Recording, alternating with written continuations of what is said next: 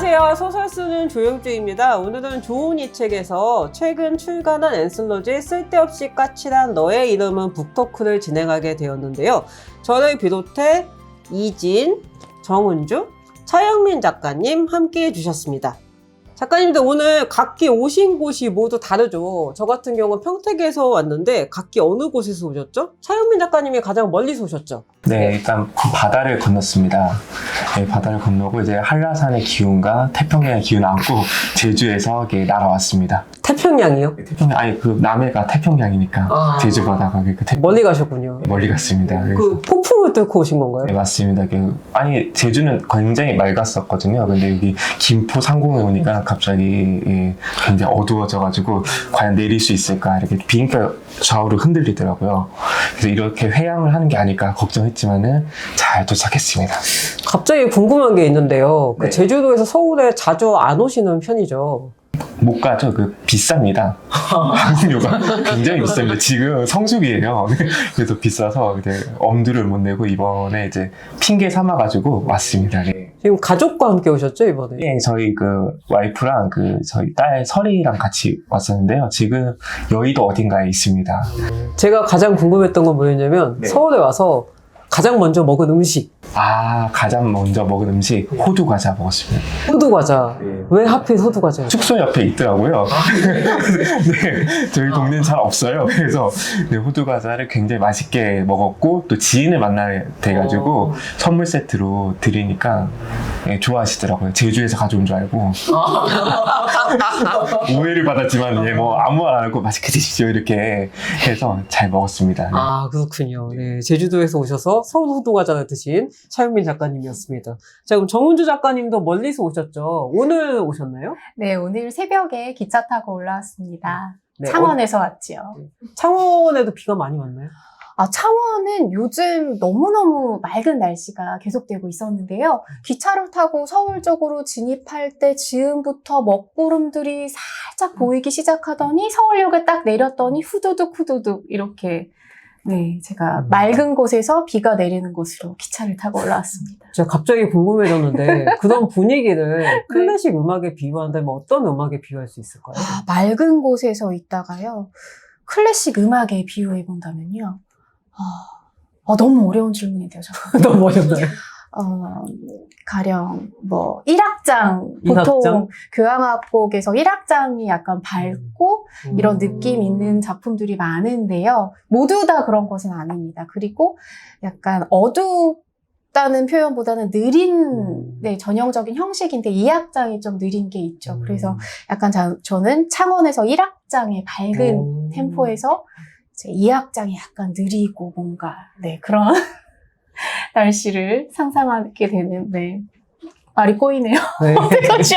서울역에 도착했을 때 1악장에서 2악장으로 넘어오는 기분을 느꼈다. 네. 그렇다면 좋은 이 책이 지금 도착했을 때 저희가 3악장인 거네요? 그렇습니다. 3악장 너무 좋습니다. 좋은 책. 3악장은 어떤 느낌인가요? 지금 작곡가들마다 다르긴 하지만요. 보통 3악장도 1악전의 연장선이라고 이해하시면 괜찮아요. 네.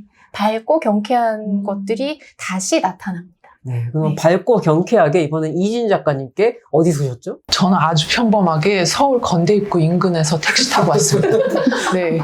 택시비 얼마나 하나요? 갑자기 궁금합니다. 택시비 2만 원대 초반이었던 것 같습니다. 생각보다 싸게 나왔네요? 그래요. 저는 그리고 요즘 택시비 좀 올랐다고 생각하면서 왔어요. 예.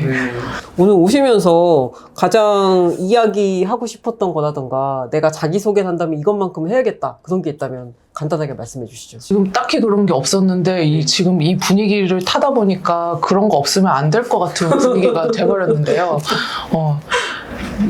진짜 생각이 안 난다. 그렇다면 그냥 자기소개 해주십시오. 평범하게. 네, 평범하게 또 자기소개를 하겠습니다. 네, 저는 소설가 이진이라고 하고요. 이제 2012년부터 청소년 소설을 쓰고 있습니다. 이제 주로 장편 소설 위주로 쓰고 있고요. 이제 지금까지 나온 책으로는 여러 개가 있는데 카페 공장이라는 책이 있고 기타 부기 셔플이라는 책이 있고 또 뭐가 있더라? 원더랜드 대모험이라는 책이 있고 언노운이라는 또 장편 소설이 있습니다. 네. 네, 또 책이 더 나올 예정이시죠? 네, 뭐 일단 지금 거의 마무리 단계에 있는 단편 소설 신간이 하나 있고요. 이제 아마 빠르면은 올 연말에는 나올 수 있을 것 같습니다. 네, 그러면 연이어서 정은주 작가님의 소개를 한번 들어보겠습니다. 저희 클래식 얘기 한참 했잖아요. 네. 클래식과 관련된 직업을 갖고 계시다고 알고 있습니다. 네, 저는 클래식 음악을 글로, 방송으로 소개하는 음악 칼럼니스트이지요. 왜 웃는 거지?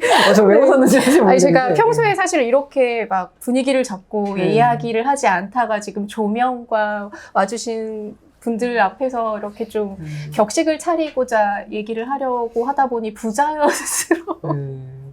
그러면 네, 약간 소개가 되었습니다. 네. 분위기를 풀기 위해서 풀기 스몰토크를 위해서. 하자면 네네. 정우 작가님은 클래식 칼럼이라든가 클래식과 관련된 일을 하고 계신데요. 남편분이 굉장히 독특한 직업을 알고 있어요. 예, 제 남편은 응급의학과 의사로 근무를 하고 있지요. 네. 남편분이 여기 오시는데 오늘 폭풍 뚫고 온다니까 뭐라고 하셨나요? 갑자기 궁금하네요. 잘 다녀오라고 남편이 새벽에 일어나서요. 제가 서울에 출장을 가거나 강의를 갈 때 항상 커피를 만들어주는 예, 좋은 남편인데요. 오늘도 텀블러에 은주 씨 이거 가져가요 하고 식탁에 딱 내려놔준 텀블러를 깜빡 잊고 왔어요. 제가 그래서 남편한테 미안해요. 이따 가서 먹을게요. 카톡을 보냈습니다. 뭐라고 하나요? 그랬더니? 뭐 그냥 크크 이렇게 왔습니다. 다행이네요. 네. 보나봐서. 네. 지금 정은주 작가님 남편 얘기를 하고 나니까 제가 갑자기 차영민 작가님 아내분이 떠오르는데요. 아내분 직업이 어떻게 되시죠?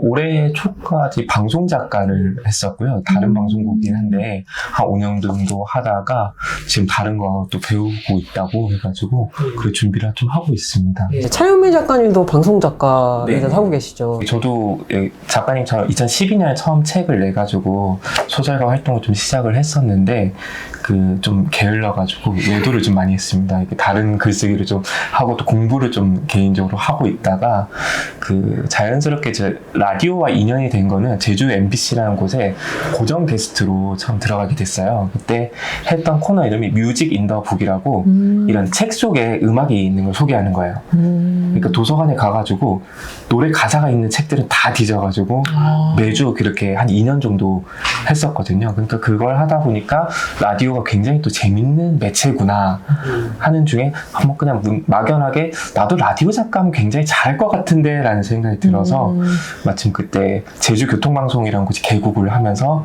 공개로 이렇게 도깨비 음악 깔면서 당신을 기다립니다 이런 거예요. 난 것 같아 해가지고 지원을 덜컥 했더니만 합격이 되셨어요? 네, 합격이 됐을 때 면접 때 물어본 게 소설을 쓰시네요? 그러니까 네. 꽁투도 쓰겠네요? 네. 차 있으세요? 네. 오세요 이렇게 하는 거예요. 네. 다른 거 안 물어보더라고요. 네. 그대로 합격? 네, 그냥 다음 주에 나오세요 해서 처음엔 주말 프로그램 한 2달 하다가 근데 갑자기 평일로 오시라 해가지고 원래는 그 편의점 일을 좀 오래 했었는데 소설 쓰면서 그거 빨리 그만두고 많이 받을 줄 알고 갔어요. 라디오 작가가. 근데 생각보다 박해요. 지금도 그래요. 그래서 그런 일들을 좀 한 지 한 10년 됐어요. 그러니까 저희 딸이 지금 9살이거든요. 그러니까 저희 딸 태어날 때쯤부터 하다 보니까 라디오로 별걸 다 해봤고 뭐 우리 조영주 작가님 말씀하신 것처럼 한 번씩 이렇게 직접 나가가지고 DJ 흉내도 내기도 하고 방송 작가 하면서 뭐 다큐멘터리도 만들고 하면서 같이 소설 쓰는 거랑 병행을 좀 하고 있습니다. 네. 제가 알기로는 소설 쓰는 작업이 굉장히 더디게 되고 있는 걸로 알고 있는데 네. 그게 혹시 제주문학관 사무국장으로 일하시는 거랑도 관련이 있을까요? 그걸 핑계 삼기에는 올해부터 시작해가지고 굉장히 지장을 주고 있는데요. 그것보다는 그 제가 좀 쓰고 싶어하는 작품들이 그 제가 출판사랑 그렇게 막 원하진 않더라고요. 그러니까 그 첫 책 난 다음에 그 다음에 썼던 게 편의점 관련된 에세이를 썼었거든요. 근데 그때는 처음에 기획은 편의점 관련 소설을 써야겠다 해서 그때 출판사랑 얘기가 됐었는데 그걸 쓰라 해가지고 썼거든요. 근데 쓰다 보니까 에세이를 쓰고 싶어요라고 했더니 거의 편집장님 기겁을 하더라고요. 이제 책 한 번 낸 사람이 갑자기 웬 산문집이냐. 그래서 설득을 시켜가지고 냈고 그 다음에 다른 원고들을 계속 썼고 그 다음 제주에 살다 보니까 제주에 있는 소재를 가지고 좀 써야겠다라는 있었고 또 텀이 좀 길었던 게 그 사이에 정말 아무도 모르는데 제주에 있는 어떤 신문사에 한 5년 정도 역사 소설을 계속 저는 알고 있습니다. 네, 알고 계시더라고요. 그래서 네, 아무도 몰라요. 지금도 모르고요. 그래서 매번 이렇게 고려시대, 삼별초 이런 역사 소설을 계속 오랫동안 연재도 했었고, 그 다음에 제주 지역에 있는 그 작가회의라는 그런 문인 단체가 있거든요. 거기서도 단편 소설로 계속해서 제주 관련된 단편 소설도 계속 올리고, 그다음에 아무도 모르게 소설로 전시도 하고, 소설을 이렇게 전시로 보내면서 그 제주의 나름대로 미래와 여러 가지 아이템들을 좀 제안을 하려고 애를 쓰다 보니까 이게 실제로 좀 출간으로 이어지는 게 굉장히 좀 어렵더라고요. 네. 다시 마음 잡고 쓰려 하면은 라디오가 걸리고, 마음 잡고 쓰려 하니까 아까 말한 것처럼 제주문학관 안에 있는 문학학교의 사무국장 맡으라 해가지고, 네. 지난주에 이제 행정 처리하고 왔습니다. 정산하고 왔거든요. 네. 8.8 떼고 이렇게 오다 보니까 했었고요. 그래도 한 번씩 우리 조용주 작가님이 이렇게 연락을 하면은 가장 항상 감사한 게 주변의 동료 작가님들은 그냥 뭐 쓰세요라고 물어만 보고 이런 거 씁니다 끄덕끄덕 하지, 조용주 작가님 구체적으로 물어봐요. 뭐 언제 쓸 거냐, 네, 뭐 이렇게 어떤 거 쓰고 있냐라고 물어봐서 되게 자극을 받고요. 그리고 그렇게 해서 혼자 쌓아둔 게 많은 것 같아요. 그리고 쓴 다음에 제 나름대로 만족을 못하니까 선뜻 막 보여주는 거를 많이 주저하게 되는 것 같아요. 그래도 쓰고는 있습니다, 확실히. 네. 이진 작가님 지금 듣다 보니까 제가 한 가지 포인트에서 이거 너무 아쉽다 하는 기분이 들었는데, 또 뭐 편의점 이야기 소설로 썼다면 불편한 편의점보다 먼저 터지지 않았을까요? 불편해요. 불편한 편의점처럼 편하시는데요, 이 화제를 약간. 네, 불편한 편의점처럼 확 터지지 않았을까, 제가 갑자기 아쉬운 느낌이 드네요. 근데 아쉽다고만 생각하지 않아도 될 것 같은 게, 선생님, 영민 작가님의 편의점은 제주도 편의점이잖아요. 맞아요. 예, 제주도라는 점을 부각해서 쓰면은 만만치 않게 터지지 않을까? 자, 그럼 차기 작은 제주도 편의점? 제주도 편의점? 제주도 편의점. 네, 차영민 작가님의 제주도 편의점 차기작 공약 여기서 나왔습니다. 꼭 쓰시길 기대해보고요. 그럼 이제 이진 작가님 얘기로 넘어가서 간단하게 이진 작가님 남편 얘기를 좀 하고 갈게요. 왜 얘기를 하느냐? 저희 이번 북토크 포스터의 사진이 정말 아름다우시잖아요.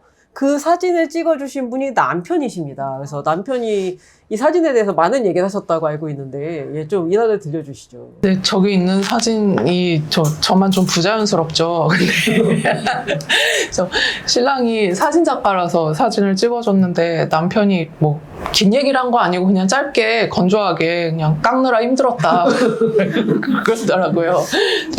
저희 남편은 말씀대로 사진 작가인데 주로 패션 사진을 찍고 있어요. 그래서 뭐 어떻게 클로즈업이 될지 모르겠지만 이런 느낌의 그냥 모델들, 모델 사진을 찍는 그런 작업을 하고 있고요. 그래서 이제 다른 건 사실 그게 작가 만만치 않게 사진가도 이렇게 가게에 별로 도움이 되지 않는 직업인데, 네. 그래도 이제 저의 프로필 사진에 들어가는 비용은 남편 덕분에 일단 제로가 되고 있습니다. 네. 저희 언제 다 같이 한번 찍어주시나요? 그런 요청 제일 싫어합니다. 네. 농담이고요. 기꺼이. 예, 제가 어떻게든 해보겠습니다. 네, 오늘 두 번째 공약 나왔습니다. 프로필 사진 제로도 한 장 찍어주신다고 합니다. 자, 그럼 여기서 또 우리 정은주 작가님도 남편 공약 하나 저희 해주셔야죠. 남편 공학이요. 예. 혹시 또 당황했다. 창원에 이렇게 놀러 오셨다가 급히 응급실에 가실 일이 있으실 때 조언을 해드릴 수 있을 것 같습니다. 조언이요? 전화를 네. 주시면은. 네. 이 공약을 지켜지지 않는 게 더 좋은 공약 아닌가요? 아, 네, 맞습니다. 그렇습니다. 맞습니다. 네, 그럼 스몰 토크는 이쯤에서 하고 저희가 작품 이야기로 들어가겠습니다. 첫 번째 이야기는 이제 이진 작가님의 소설 이야기를 할 건데요. 이진 작가님의 소설에 대한 얘기를 잠깐 들어보겠습니다. 제목의 의미라던가 작가님께서 이 작품을 어떻게 집필하게 되셨는지 등의 이야기를 들려주세요. 제 소설이 이렇게 운 좋게 제일 처음에 실렸는데 제목이 소리를 돌려줘잖아요. 그래서 사실 제가 소설 제목 짓는 거가 좀 많이 어려워하는 그런 경향이 있는데, 이번 소설은 제목을 그냥 되게 직관적으로 그냥 지었어요. 정말 내용이랑 완전히 연결되는 그런 제목으로 그래서 지었고, 그래서 왜 이런 소설을 쓰게 됐냐면은 사실 이번 우리 엔솔로지 주제가 음악이잖아요. 근데 사실 제가 음악을 굉장히 듣는 거를 좋아하기는 하지만 음악을 뭐 해본 적도 없고 저 일가 친척 중에 음악 쪽 관련된 사람은 단 한 명도 없을 정도로 이제 음악의 문외한인데 뭐 그럼에도 불구하고 이제 음악을 너무너무 좋아하는 마음 그런 거를 표현하고 싶었는데 이제 마침 이제 제가 예전에 2017년에 냈던 장편 소설 기타 부기 셔플이라는 소설이 있는데 그 소설이 우리나라 말하자면 K-팝 대중음악의 역사에 대한 그런 소재를 다룬 내용이에요. 그래서 그런 거와 이렇게 연관이 되게 좀 대중음악을 소재로 한번 써볼까 하다가 이제 일단은 청소년 소설이잖아요. 그래서 이제 청소년과 대중음악 이러면 떠오르는 게 정말 K-팝 아이돌이잖아요. 그래서 처음에는 아이돌이 주인공인 소설을 써볼까 생각을 했다가 약간 생각을 다시 또 바꿔가지고 아이돌을 좋아하는 이렇게 팬걸이 주인공인데 이제 그 팬걸 주인공을 가지고 어떤 얘기를 해볼까 생각을 하다가 제가 썼던 또 기타 부기 셔플이 1960년대 이제 그 좀 군사 독재 시절 배경의 그런 내용인데, 그래서 의식의 흐름이 이런 검열 이런 거랑 관련해서 이제 대중음악, 예술을 이 검열을 맞닥뜨렸을 때 어떤 일이 일어나는가 이런 거를 한번 2020년대 10대들한테 해보고 싶어서 만든 설정이에요. 이제 지금 시대 10대들은 정말 검열 이런 거를 아예 상상 자체를 못 하잖아요. 그래서 재미있게 좀 이런 일이 있었고 뭐 예술에 있어서 검열이라는 게 뭐 예술가나 예술가뿐만이 아니라 이런 리스너들 그러니까 소비자, 그 향유자들한테도 어떻게 그게 작용하는지를 한번 재밌게 알려주고 싶은 마음에 써본 소설입니다. 네. 작가님 소설에 보면은 취미가 굉장히 많이 드러나 있는데요. 네.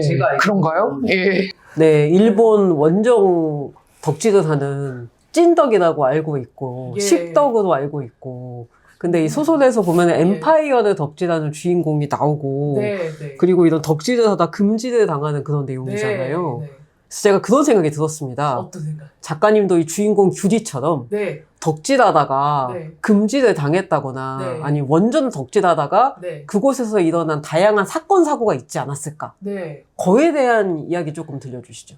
너무 많은 얘기가 지금 한 1초 정도의 주마등으로 지나갔는데 일단 사실 저희 선생님들 여기 모여 계신 작가님들 연령대가 다 최소 30대 이상 40대 평균을 내면 40대잖아요. 저희 때는 솔직히 우리가 10대 때는 숨 쉬는 것 빼고 다 금지지 않았나요? 정말 조금이라도 뭔가 즐기고 싶고 뭔가 문화를 즐기고 예술을 즐기고 이런 거가 너무너무 경직돼 있었잖아요. 학교에서 이렇게 음악 듣는 것도 이렇게 걸리면 혼이 나고 학교마다 달랐나요? 선생님은 금지 당했는데 그냥 무시하신 거 아닌가요? 저는 터치를 받은 적이 거의 없습니다. 그냥 이어폰 끼고 듣고 그러지 않았나요? 쉬는 시간에? 쉬는 시간은 그렇지만 예, 그래도 그거를 막 되게 더 많이 들어라라는 분위기는 아니었잖아요. 그런 걸 많이 들으면은 선생님이 관심이 없었어요. 오히려 불가침이요. 너무 선생님이 포기하지 않았어요. 포기한 건가요? 아무튼 학교에서 지금은 뭐 웹툰 작가, 웹소 작가, 심지어 제가 이제 중고등학교에 강연을 다닐 때 너무 놀라는 게 항상 아직까지도 적응이 안 되는 게 중고등학교 도서관에 만화책이 있더라고요. 네. 슬램덩크가 있고 그러더라고요. 그래서 제가 아이들한테 얘기를 해요. 놀랍다. 내가 어릴 때는, 라떼는 학교 도서관에 만화책이 있다는 건 아예 상상을 할 수도 없는 일이었고, 집에서 만화책 보다가 엄마 아빠한테 혼이 나고, 뭐 좀 무서운 엄마 아빠들은 만화책 다 갖다 버리고 막 그랬었다. 이런 얘기를 하면 애들이 놀라는 게 아니라 그냥 공감대가 아예 제로라서 그냥 이렇게 멍하니 가만히 있어요. 말도 안 된다는 얘기를 듣는 표정으로. 예. 그래서 아무튼 그래서 그렇게 경직된 과거를 지냈음에도 불구하고 제가 말씀대로 그 일본 락밴드를 되게 좋아했었어요. 근데 이제 제가 중고등학교 때가 90년대 후반이었는데 1990년대 중후반이었는데 그때 약간 붐이 있었어요. 일본 음악 붐이 있었어요. PC 엑스제팬. 네, 엑스제팬 이런 대표적으로 엑스제팬을 중심으로 되게 일본 음악 붐이 있어서 그때 호기심이 생겨가지고 일본 음악을 듣게 됐는데 우리나라에 팬이 아예 없는 일본의 그룹을 좋아하게 됐어요. 그 와중에서도 이름이 벅틱이라는 밴드예요. 벅틱이요? 예, 일본 말로는 바쿠치쿠라고 하는데 아무튼 그런 밴드가 있는데 엑스제팬보다도 더 오래된 밴드의 연식이 아직까지도 활동을 해요. 그래서 그런 밴드를 좋아하게 돼서 왜 좋아하게 됐냐면 정말 단순하게 그때 강남역에 타워 레코드가 있었는데 타워 레코드 1층에 그 외국 음악 잡지 수입 서적 코너가 있었어요. 음반만 파는 게 아니라 외국 음악 서적 코너가 있었는데 거기에 일본 락 음악 잡지가 있었는데 너무너무 잘생긴 남자가 표지에 있는 거예요. 그때 제 눈에는 너무너무 잘생긴 남자가 표지에 있어서 저 잘생긴 아저씨는 누구지? 이러고 알아보니까 그 그룹의 보컬이라고 하길래 좋다, 난 이제부터 저 그룹의 음악을 들어보겠다 찾아서 들어보니까 음악이 너무 좋아서 그때부터 지금까지도 팬으로 있습니다. 네. 그래서 원정 가서 어떤 예. 일이 있었는가. 네. 원정이라고 하기에는 너무 일본으로 공연을 보러 가는 게 되게 어떻게 보면 지금 생각해 보면은 뭐 20살밖에 안 된 그런 여자애가 그렇게 일본으로 우리 때는 또 해외여행 가는 게 지금처럼 막 캐주얼하진 않았잖아요. 그럼에도 불구하고 간다는 게 되게 흔한 일은 아니었는데 그때는 오히려 선택의 여지가 없었던 게 볼 수 있는 방법이 없잖아요. 유튜브가 있어요. 뭐가 있어요. 그리고 일본 음악 금지였던 거 아시죠? 한국에 수입 금지였고 공연 금지였고 방송에 일본어가 나오는 것 자체가 금지였어요. 그래서 보고 싶으면 가야 되는 거예요. 뭐 대단한 게 아니라 아니 뭐 한국에서 볼 수도 없고 들을 수도 없는데 보려면 가야 되기 때문에 그렇게 해서 제가 고등학교 3학년 때 처음으로 일본을 갔어요. 일본말 한마디도 모르는 상황에서. 근데 그때는 미성년자니까 진짜 부모님한테 기억이 없는데 부모님은 제가 아주 뭐 안 가면 죽는다 그랬다고 하셨던 것 같은데 어쨌건 부모님을 설득해가지고 갔다 왔는데 그 이후부터는 이제 대학생이 되고 뭐 아르바이트를 하고 이래가지고 거의 매해 공연을 보러 갔다 왔어요. 진짜 한 10몇 년 동안. 예. 계속 그 그룹을요? 네, 그 그룹만 보기 위해서. 그래서 본의 아니게 일본 주요 도시 있잖아요. 도쿄, 오사카, 아니면 저기 후쿠오카 이런 주요 도시에 있는 공연장들을 되게 친숙하게 예술의 전당처럼 자주 가게 됐어요. 예. 작가님 제가 알기로 네. 일본어를 하시잖아요. 하게 된 지가 사실 그렇게까지 오래 되지도 않은 게 제가 덕지가 20대 때는 일본말을 한마디도 못했어요. 예. 그런데도 그냥 귀로 듣고 일본말 하나도 못하는데도 가사를 다 그냥 외우고 뭐 그런 식으로 예, 뭐 고대 문자를 막 해독하는 사람처럼 그런 식으로 혼자서 좋아했던 것 같아요. 언제부터 일본어를 할 수 있게 되고 왜 하게 된 거예요? 그러게요. 정신을 차리고 보니 제가 일본말을 하고 있더라고요. 예, 일본인 친구들이 막 생겨 있고. 예.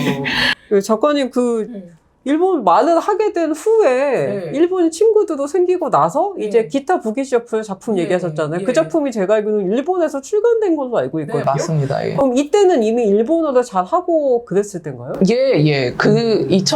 기타 부기 셔플이라는 소설이 2017년에 나왔고, 일본어판이 2019년인가?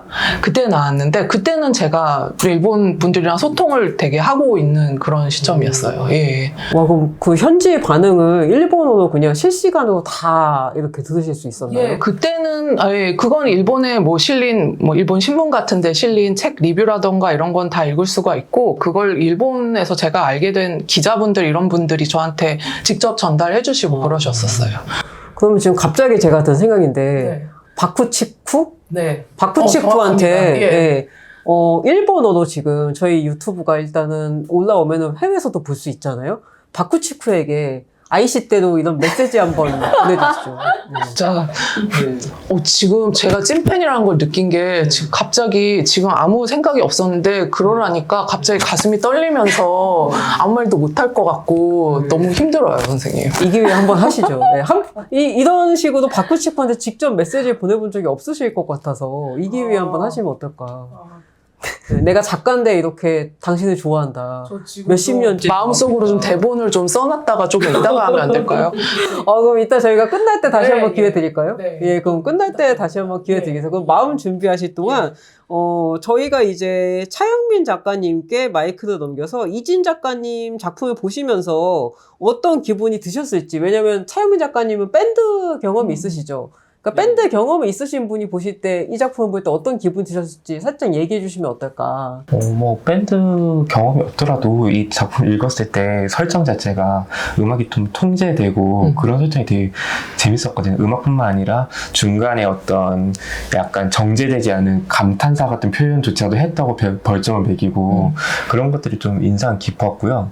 그리고 그 전에 아까 얘기했다시피 우리나라 방송국에서 아직도 라디오에서 일본 노래를 못 들어요. 맞아요. 아직도요? 예, 뭐 그러니까 샹송도 되고 러시아 노래까지도 되는데 그 이유로 물어봐도 아무도 얘기를 안 해주고 그냥 안 된다 이렇게 해가지고 갑자기 궁금하게 생겼습니다. 중국 노래는 되나요? 가능하죠.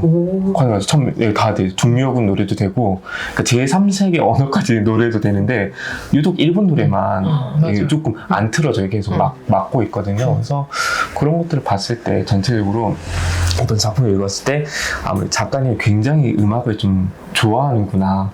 특히 어떤 밴드를 좋아하는구나 많이 느끼게 됐었고요. 그 다음에 그 정서교화 시설이라고 뭔가 어떤 이게 너무 건전지 못한 아이들을 이렇게 보내고 이런 설정들도 너무나 재밌었는데 그 와중에 모든 것들이 다 통제되는 과정에 뭐 헤드폼이라는 친구부터 시작해 반장부터 시작해가지고 유일하게 노래를 아는 이 주인공이 노래를 전파해요. 계속 자기 노래를 막 알려주고 하는 장면들이 인상 깊었거든요. 근데 이게 확실하게 성덕인 게 느껴진 게 덕질하는 사람들은 계속 옆에다가 이렇게 권하는 경우 네, 그런 성향이 있거든요. 네. 그러면 저는 작가님한테 여쭤보고 싶은 게 그렇게 내가 덕질하는 거, 이 덕심을 네. 주변 사람들한테 좀 전파해보고 권해본 경험이 있는지 조금 궁금하거든요. 어떻게 좀 답변해 주실 수 있나요? 뭔가 이런 거 좋아, 뭐 아까 그 밴드 그 좋아 한번 들어봐. 바꾸치고 이렇게. 네. 이미 제가 이제 밴드 이름을 언급을 했잖아요. 네. 예. 근데 그게 들어볼래? 이런 식으로 권유한다기보다는 그냥 선생님은 아실 것 같은데 그냥 내가 그냥 끊임없이 그 얘기를 하고 있으니까 이거 좀 좋아해봐, 이거 좀 한번 잡숴보시오 이렇게 하는 것보다는 그냥 저 사람 만나면 저 얘기만 하고 있다, 저 사람 또 저 얘기한다, 저 사람이 좋아했던 건데 그런 식으로 남들이 자연스럽게 기억을 해주는 거에 더 가깝지 않을까? 좀 자연스러운 전도? 네. 저 지금 살짝 공감이 된 게요. 예. 오늘도 제가 왔는데 정은주 작가가 저한테 내민 게 짱구 가방을 일본에서 사왔다고 저를 줬거든요.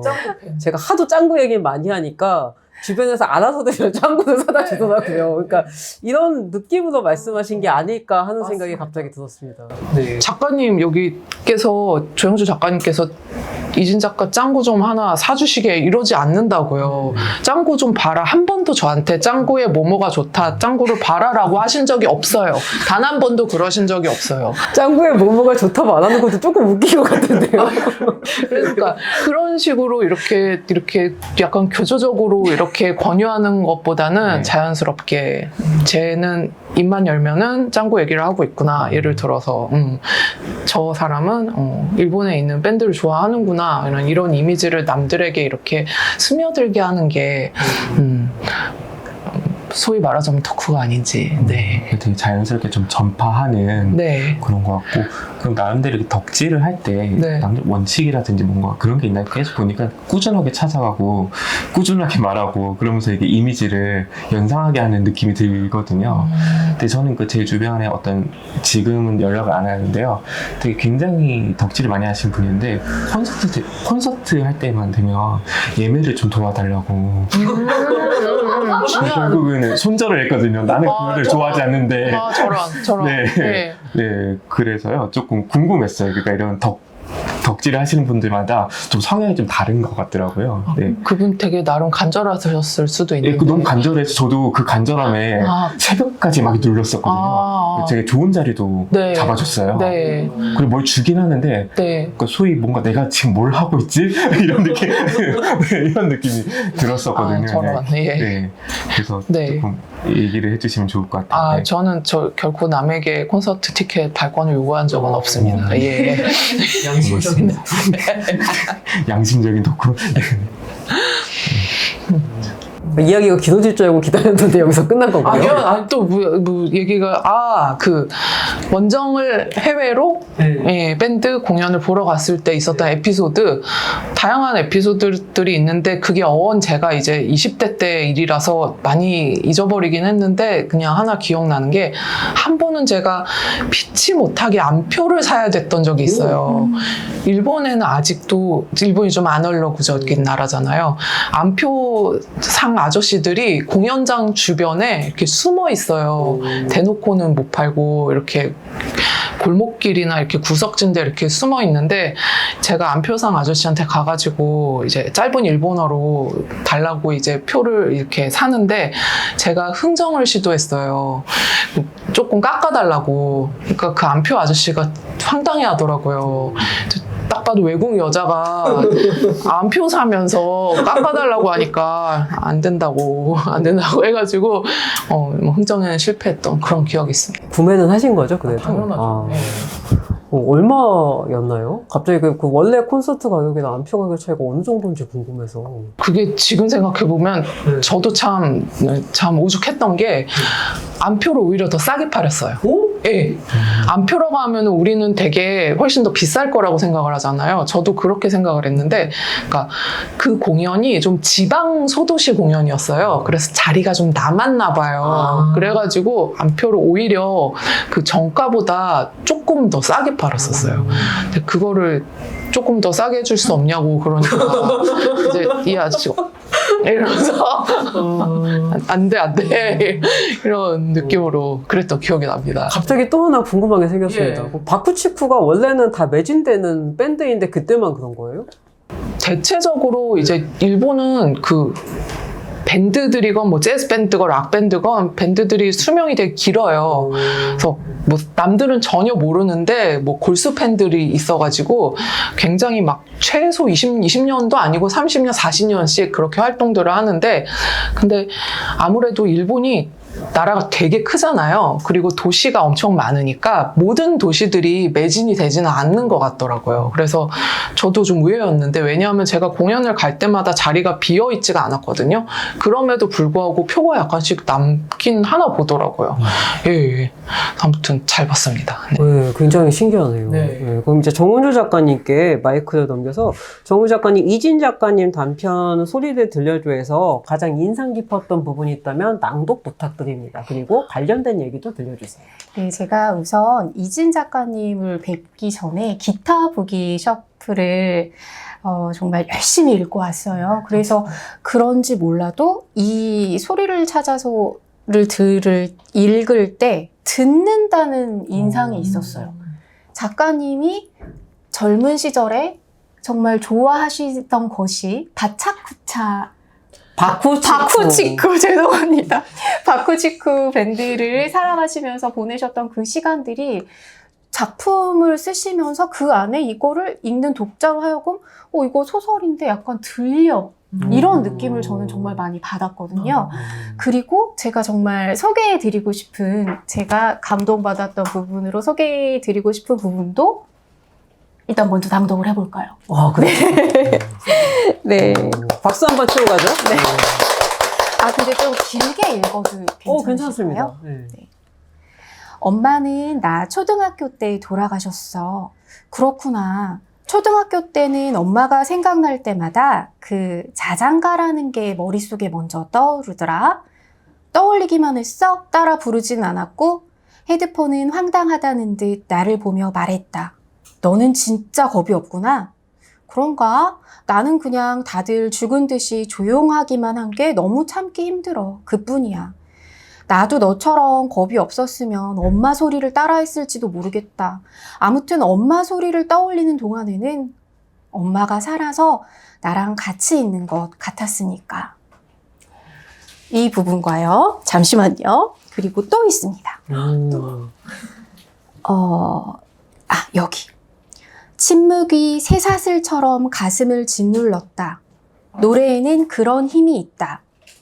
여기에 없는 사람을 불러들이는 힘, 사라진 감정을 돌려주는 힘. 그리고 또 있습니다. 돌아가신 엄마의 자장가를 떠올리면 꼭 엄마가 살아서 곁에 있는 것 같았다는 헤드폰의 말처럼 엠파이어의 노래를 부르는 동안에는 엠파이어가 내 곁에 있는 것 같았다. 나는 노래가 소중한지를 노래가 영원히 사라진 세계에서 온몸으로 깨달았다. 네, 이렇게 골라봤고요. 제가 이 부분을 읽으면서 가슴이 막 움직였던 이유는 누구나 부모님들과의 어린 시절에 우리 모두 자장가를 듣고 자랐잖아요. 그것도 생각이 났고 또 이미 돌아가신 부모님이 부르시던 노래도 막 생각이 난 거예요. 그래서 저 어떻게 목소리가 떨리고 있어요. 너무 이 부분을 읽으면서 정말 음악이 우리에게 사람을 끌어들이는 이런 힘이 우리가 보이지도 않고 만질 수도 없지만 이 작가님이 쓰신 이 글에서 우리가 읽을 수 있는 딱 이것 정말 음악의 어떤 역할 중에 하나라고 저는 믿거든요. 정말 저 같은 경우는 아버지께서 술을 드시고 오면은 쿵자라작자 삐약삐약 이런 노래를 부르시면서 춤을 삐약삐약 이게 중요합니다. 그 막 춤을 추세요. 그러면은 저희 엄마 시끄러 애들 깨 막 이러는데 아빠는 계속 하시죠. 애들 일어나라고. 왜냐면 저희 아버지는 통근을 1시간 반씩 3시간을 걸쳐서 회사 생활을 하셨는데 그 시절 아버지들은 대부분 많이 그러셨잖아요. 그러니까 집에 왔을 때 자는 애들을 보고 많이 하셨는데 저희 아버지는 저희를 깨우는 걸 너무 좋아하셨거든요. 그래서 엄마는 안 돼! 하고 그럼 아빠는 이 노래를 부르시고 하여튼 이 부분을 읽으면서 저는 그때 제 아버지가 불렀던 그런 노래 음악, 소리 이런 것들이 생각나서 참 좋았고 은수라는 사람에 대해서도 한번 상상을 또 해봤어요. 얼마나 매력적일까. 근데 아까 작가님께서 타워 레코드 외국 그 코너에서 정말 잘생긴 남자가 있었다. 그래서 이제 좀 답을 얻은 것 같습니다. 네, 이 부분이 정말 좋았어요, 작가님. 들리는 듯한. 네. 어떻게 타워 레코드 은수 맞나요? 네, 맞습니다. 아무래도 비주얼 담당이라고 하죠. 비주얼 멤버. 네. 작가님의 낭독을 들었는데 제가 쓴 그림에도 불구하고 저도 되게 울컥해지는 그런 기분이 있었어요. 진짜 너무 감사하고 아름다운 낭독 잘 들었습니다. 다시 한번 박수 치고 넘어가요. 네, 감사합니다. 그럼 이제 두 번째 이야기 저희 엔솔로지 표제작이기도 한 쓸데없이 까칠한 너의 이름은 이야기 나눠보겠습니다. 정우 작가님 소설에 대해서 스포 제외하고 간단하게 줄거리나 이제 작품 배경 설명해 주시죠. 네, 제가 쓴 단편 쓸데없이 까칠한 너의 이름은 태어날 때부터 오늘날 우리가 흔히 저 연주자 천재 같아 라고 부를 수 있는 그런 굉장한 피아노 음악의 재능을 가진 그 아이가 한 가정에서 비록 우리가 오늘날 뭐 아버지 있고 어머니 있고 온전한 가정이라고 우리가 생각하는 그 고정적인 전형적인 가정에서 자란 아이는 아니지만 그 아이가 성장하는 과정에서 음악을 찾아가는 그리고 자기를 사랑하는 그리고 자기가 새롭게 사랑하게 되는 대상에 대해서 이렇게 계속 발돋움치는 전개되는 그런 음악 같은 단편이라고 소개하고 싶고요. 처음에 영주 작가님께 제가 이런 소설을 한번 써보는 거 어때요? 라는 말씀을 들었어요. 그때 사실 저는 기분이 어땠냐면요. 아니 정말 우리나라에서 세계문학상을 타시고 정말 문학계에서 대단하신 작가님께서 저한테 그런 얘기를 해주셨다는 것 자체에 일단 처음에 너무 흥분을 했었어요. 그래서 사실은 이 얘기는 오늘 처음 드리는데요. 자랑을 엄청 많이 했습니다. 자랑을 동네방네 다 하고요. 정말 조영주 작가님께서 나한테 뭐를 한번 써보라고 하셨어 라고. 왜냐면 저는 작가님 작품도 많이 읽었고요. 독자이기도 하고. 그래서 너무너무 신이 나서 썼던 작품이에요. 그리고 작가님들마다 작품을 구상하실 때 뭐 기간이라든지 이런 것들이 있으시겠지만 사실 저는 소설을 전문적으로 쓰는 작가는 아니잖아요. 그래서 클래식 음악에 대해서 서양 예술 교양서를 여러 번 쓰고 있고 전혀 다른 분야이지만 제가 이전에 소설가의 꿈을 안고 중앙대 예술대학원에서 소설가 전문가 과정을 1년을 졸업을 했었어요. 그때 좀 제가 제 자랑을 좀 해도 괜찮을까요? 네, 자랑하는 시간입니다. 그때 그 표명희 작가님께서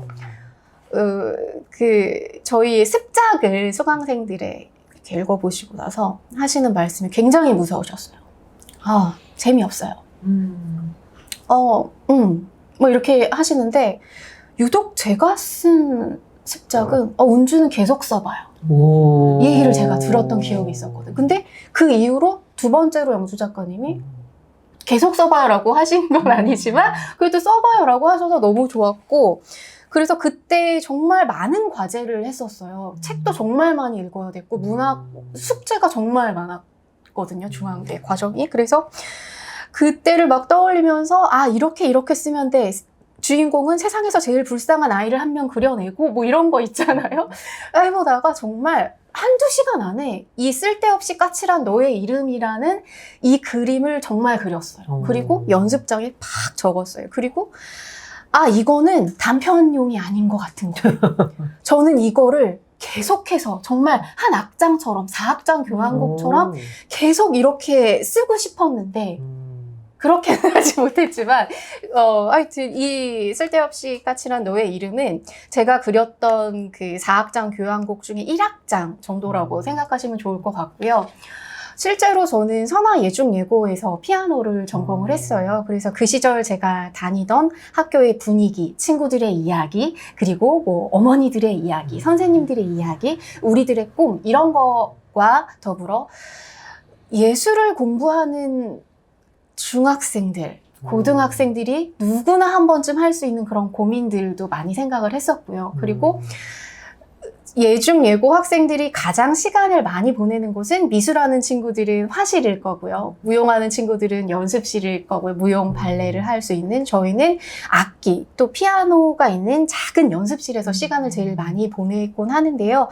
그곳을 딱 이렇게 제가 학교 다닐 때 저희 학교 제가 많이 갔었던 그 연습실이 정말 몇십 년 만인데도 딱 기억이 나면서 그랜드 피아노가 딱 그려지는 거죠.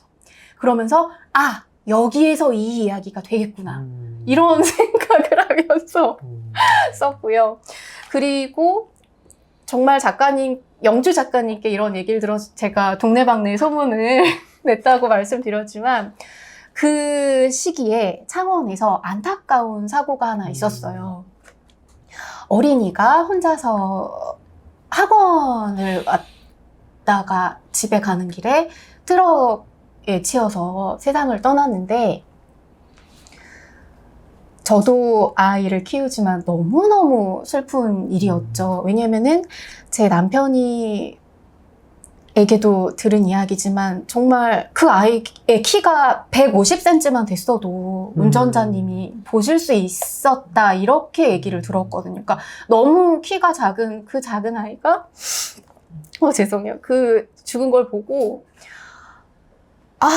정말 세상에 이렇게 슬픈 일이 있는 것도 우리가 사는 세상의 모습이고 이 책이 청소년들을 위한 이야기인데 우리 아이들에게 세상의 슬픈 일과 기쁜 일과 나쁜 일과 좋은 일이 모두 다 혼재된 상태에서 너만의 삶을 살아가야 되는데 이렇게 억울하게 죽은 아이의 이야기도 있다. 하지만 정말 세상에 신이 있다면 그런 불행으로 세상을 떠난 사람 혹은 그 사람의 가족에게 한 번은 기적 같은 선물을 주면 되지 않을까. 그러면 좀 공평하지 않을까. 뭐 이런 생각을 했어요. 동시에. 그래서 더 2악장, 3악장, 4악장에서 제가 펼쳐보고 싶었던 이야기지만 뭔가 좀 불행하게 떠났던 그런 음. 삶의 불행을 다른 방향에서 정말 메꿀 수 있을 정도로 사실 이것도 말이 안 되잖아요. 누구나 행복하게 살 수 없고 누구나의 인생이 다른 모습일 수밖에 없는데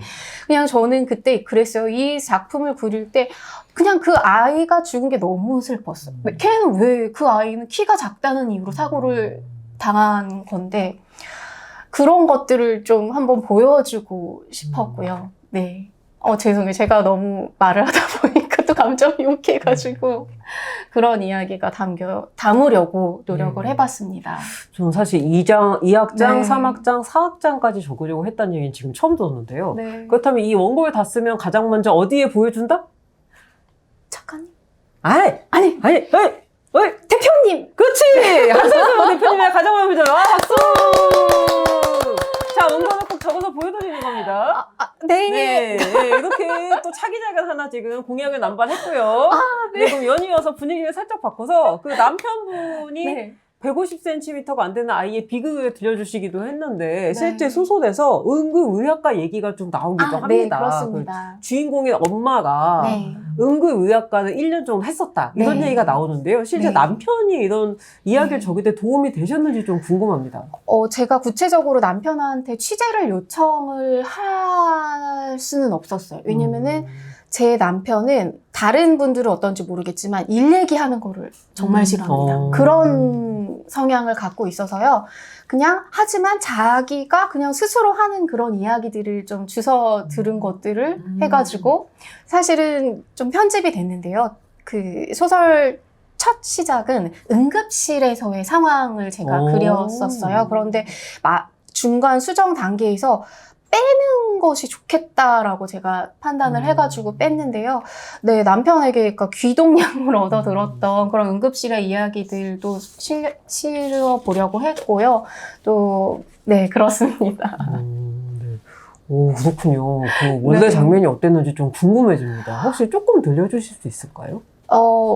원래 장면을 스포일러와 그게 스포가 연관이 될 수 있어요. 그러면 넘어가겠습니다. 네. 사실 아까 네. 약간 울먹이시면서의 이야기에는 살짝 스포가 될 만한 이야기가 있었거든요. 그래서 제가 여기서 피하겠습니다. 네, 알겠습니다. 그럼 다음 질문 넘어가서요. 저는 이 소설에서 네. 굉장히 감명 깊었던 부분이 뭐였냐면 아랑이 주인공이가 그 피아노 연습실에 그랜드 피아노 위에서 낮잠을 자려고 거기 요를 깔고 이렇게 낮잠을 자는 장면이 나와요. 네. 근데 저는 그랜드 피아노 위에 누워서 낮잠을 자는 게 굉장히 멋지다고 생각을 했어요. 그래서 이런 에피소드가 어디서 나왔을까? 작가님이 실제로 젊었을 때 피아노 치셨나? 아니면은 이런 거 할 때 뭔가 일화가 있었을까? 이런 얘기를 좀 듣고 싶습니다. 네, 제가 아까 말씀드렸다시피 제가 중고등학교 처음에 작가님께서 얘기해 주셨을 때 제가 중학교 시절에 갔던 그 연습실 딱 그 장면이 뚜껑이 열린 상태가 아니라요. 뚜껑이 닫힌 그랜드 피아노 상태로 항상 저희 연습실이 있거든요. 왜냐면은 뚜껑을 열어두면 먼지가 들어가기 때문에 항상 우리 학생들은 연습실을 나가기 전에 뚜껑을 닫고 불을 끄고 창문을 닫고 이게 매뉴얼이에요. 그래서 그 위에서 누워있는 그 아이를 네, 그냥 상상을 한 거죠. 실제로 올라가 본 적은 없어요. 올라가 본 적은 없고요.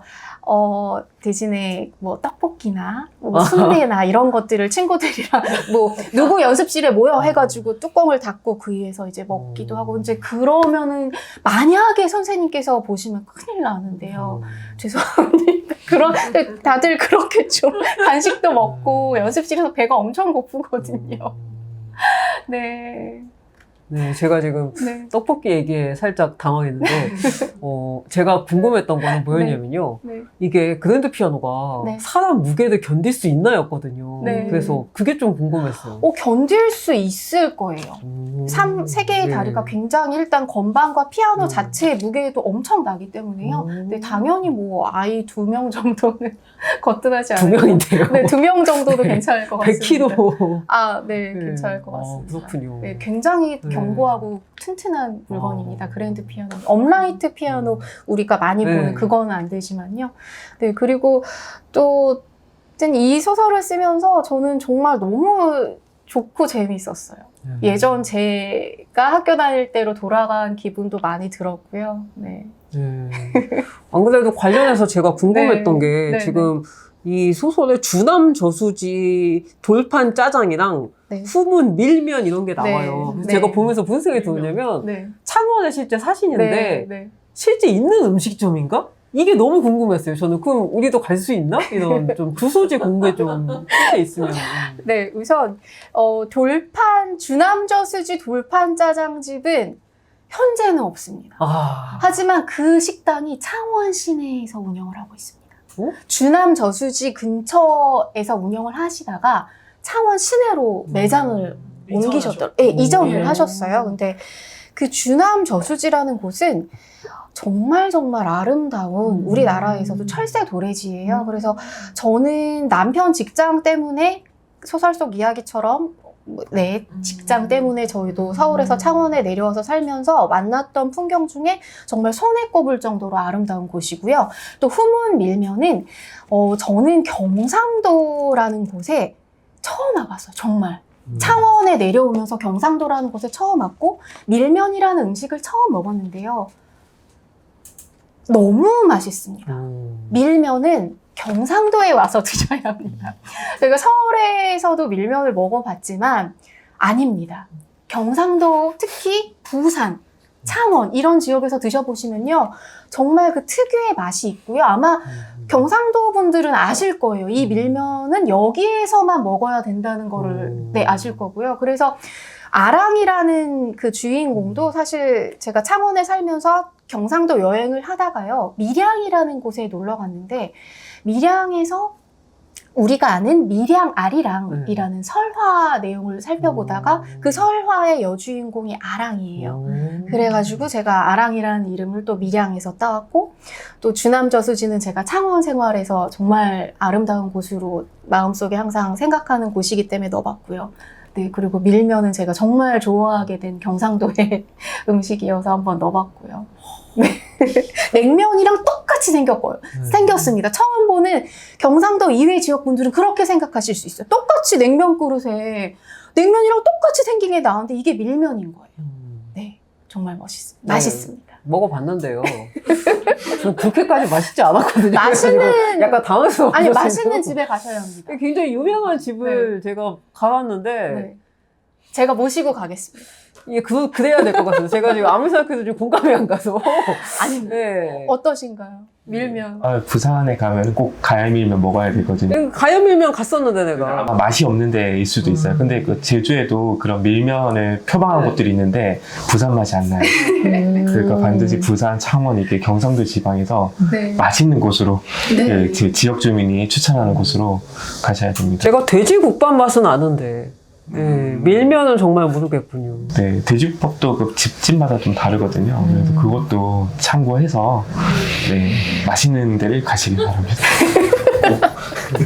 그러면 돼지국밥과 밀면에서 잠깐 벗어나서 네, 네. 이진 작가님도 보시면서 작품에서 네. 이런 음식 얘기 말고 딴 거 뭐 궁금한 게 있으셨다면 한번 말씀해 주시죠. 네, 음식에서 벗어나가지고. 음식에서 벗어나보죠. 저희 음악 소설이니까. 네, 아무래도 이제 제가 청소년 소설을 주로 쓰고 있는데 이렇게 음악 영재가 주인공으로 나온 청소년 소설은 정말 드문 것 같아요. 그래서 정말 흥미롭게 읽었는데 이제 주인공이 소위 이제 우리가 말하는 약간 신동?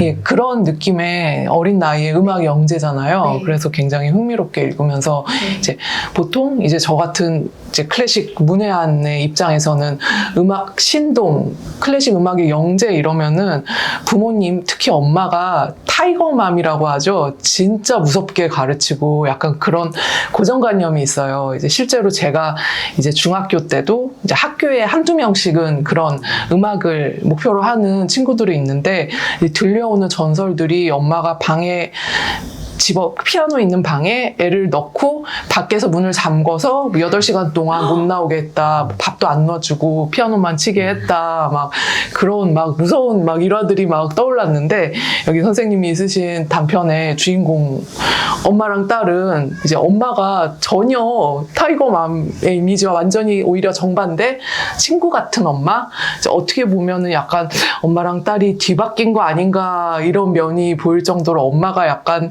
철없어 보이고 소녀 같은 면도 있고, 그래서 딸이 이제 주인공이 엄마 좀 이런 식으로 막 엄마를 오히려 이제 자기가 엄마인 것처럼 대하기도 하잖아요. 그런 면이 저는 굉장히 흥미로웠어요. 그래서 선생님의 이제 말씀을 들어보니까 선생님도 이제 음악 공부를 어린 시절부터 네. 하셨다고 들었는데, 이제 그런 어린 시절에 그런 추억이 녹아 있는지, 아니면 오히려 그런 고정관념을 좀 반대로 가고 싶다는 마음에서 쓰셨는지, 네. 그게 궁금합니다. 우선 그 아랑이라는 아이가 지금도 많이 있습니다. 지금 이 순간 전 세계에서도 정말 이 아이는 최고예요, 신동이에요, 이 아이 전공시켜야 합니다, 뭐 누구 선생님에게 데려가 보세요, 이런 식으로. 노담에? 네, 뭐 어린 시절에 재능을 보이면 그런 분위기가 정말 너무 많아요.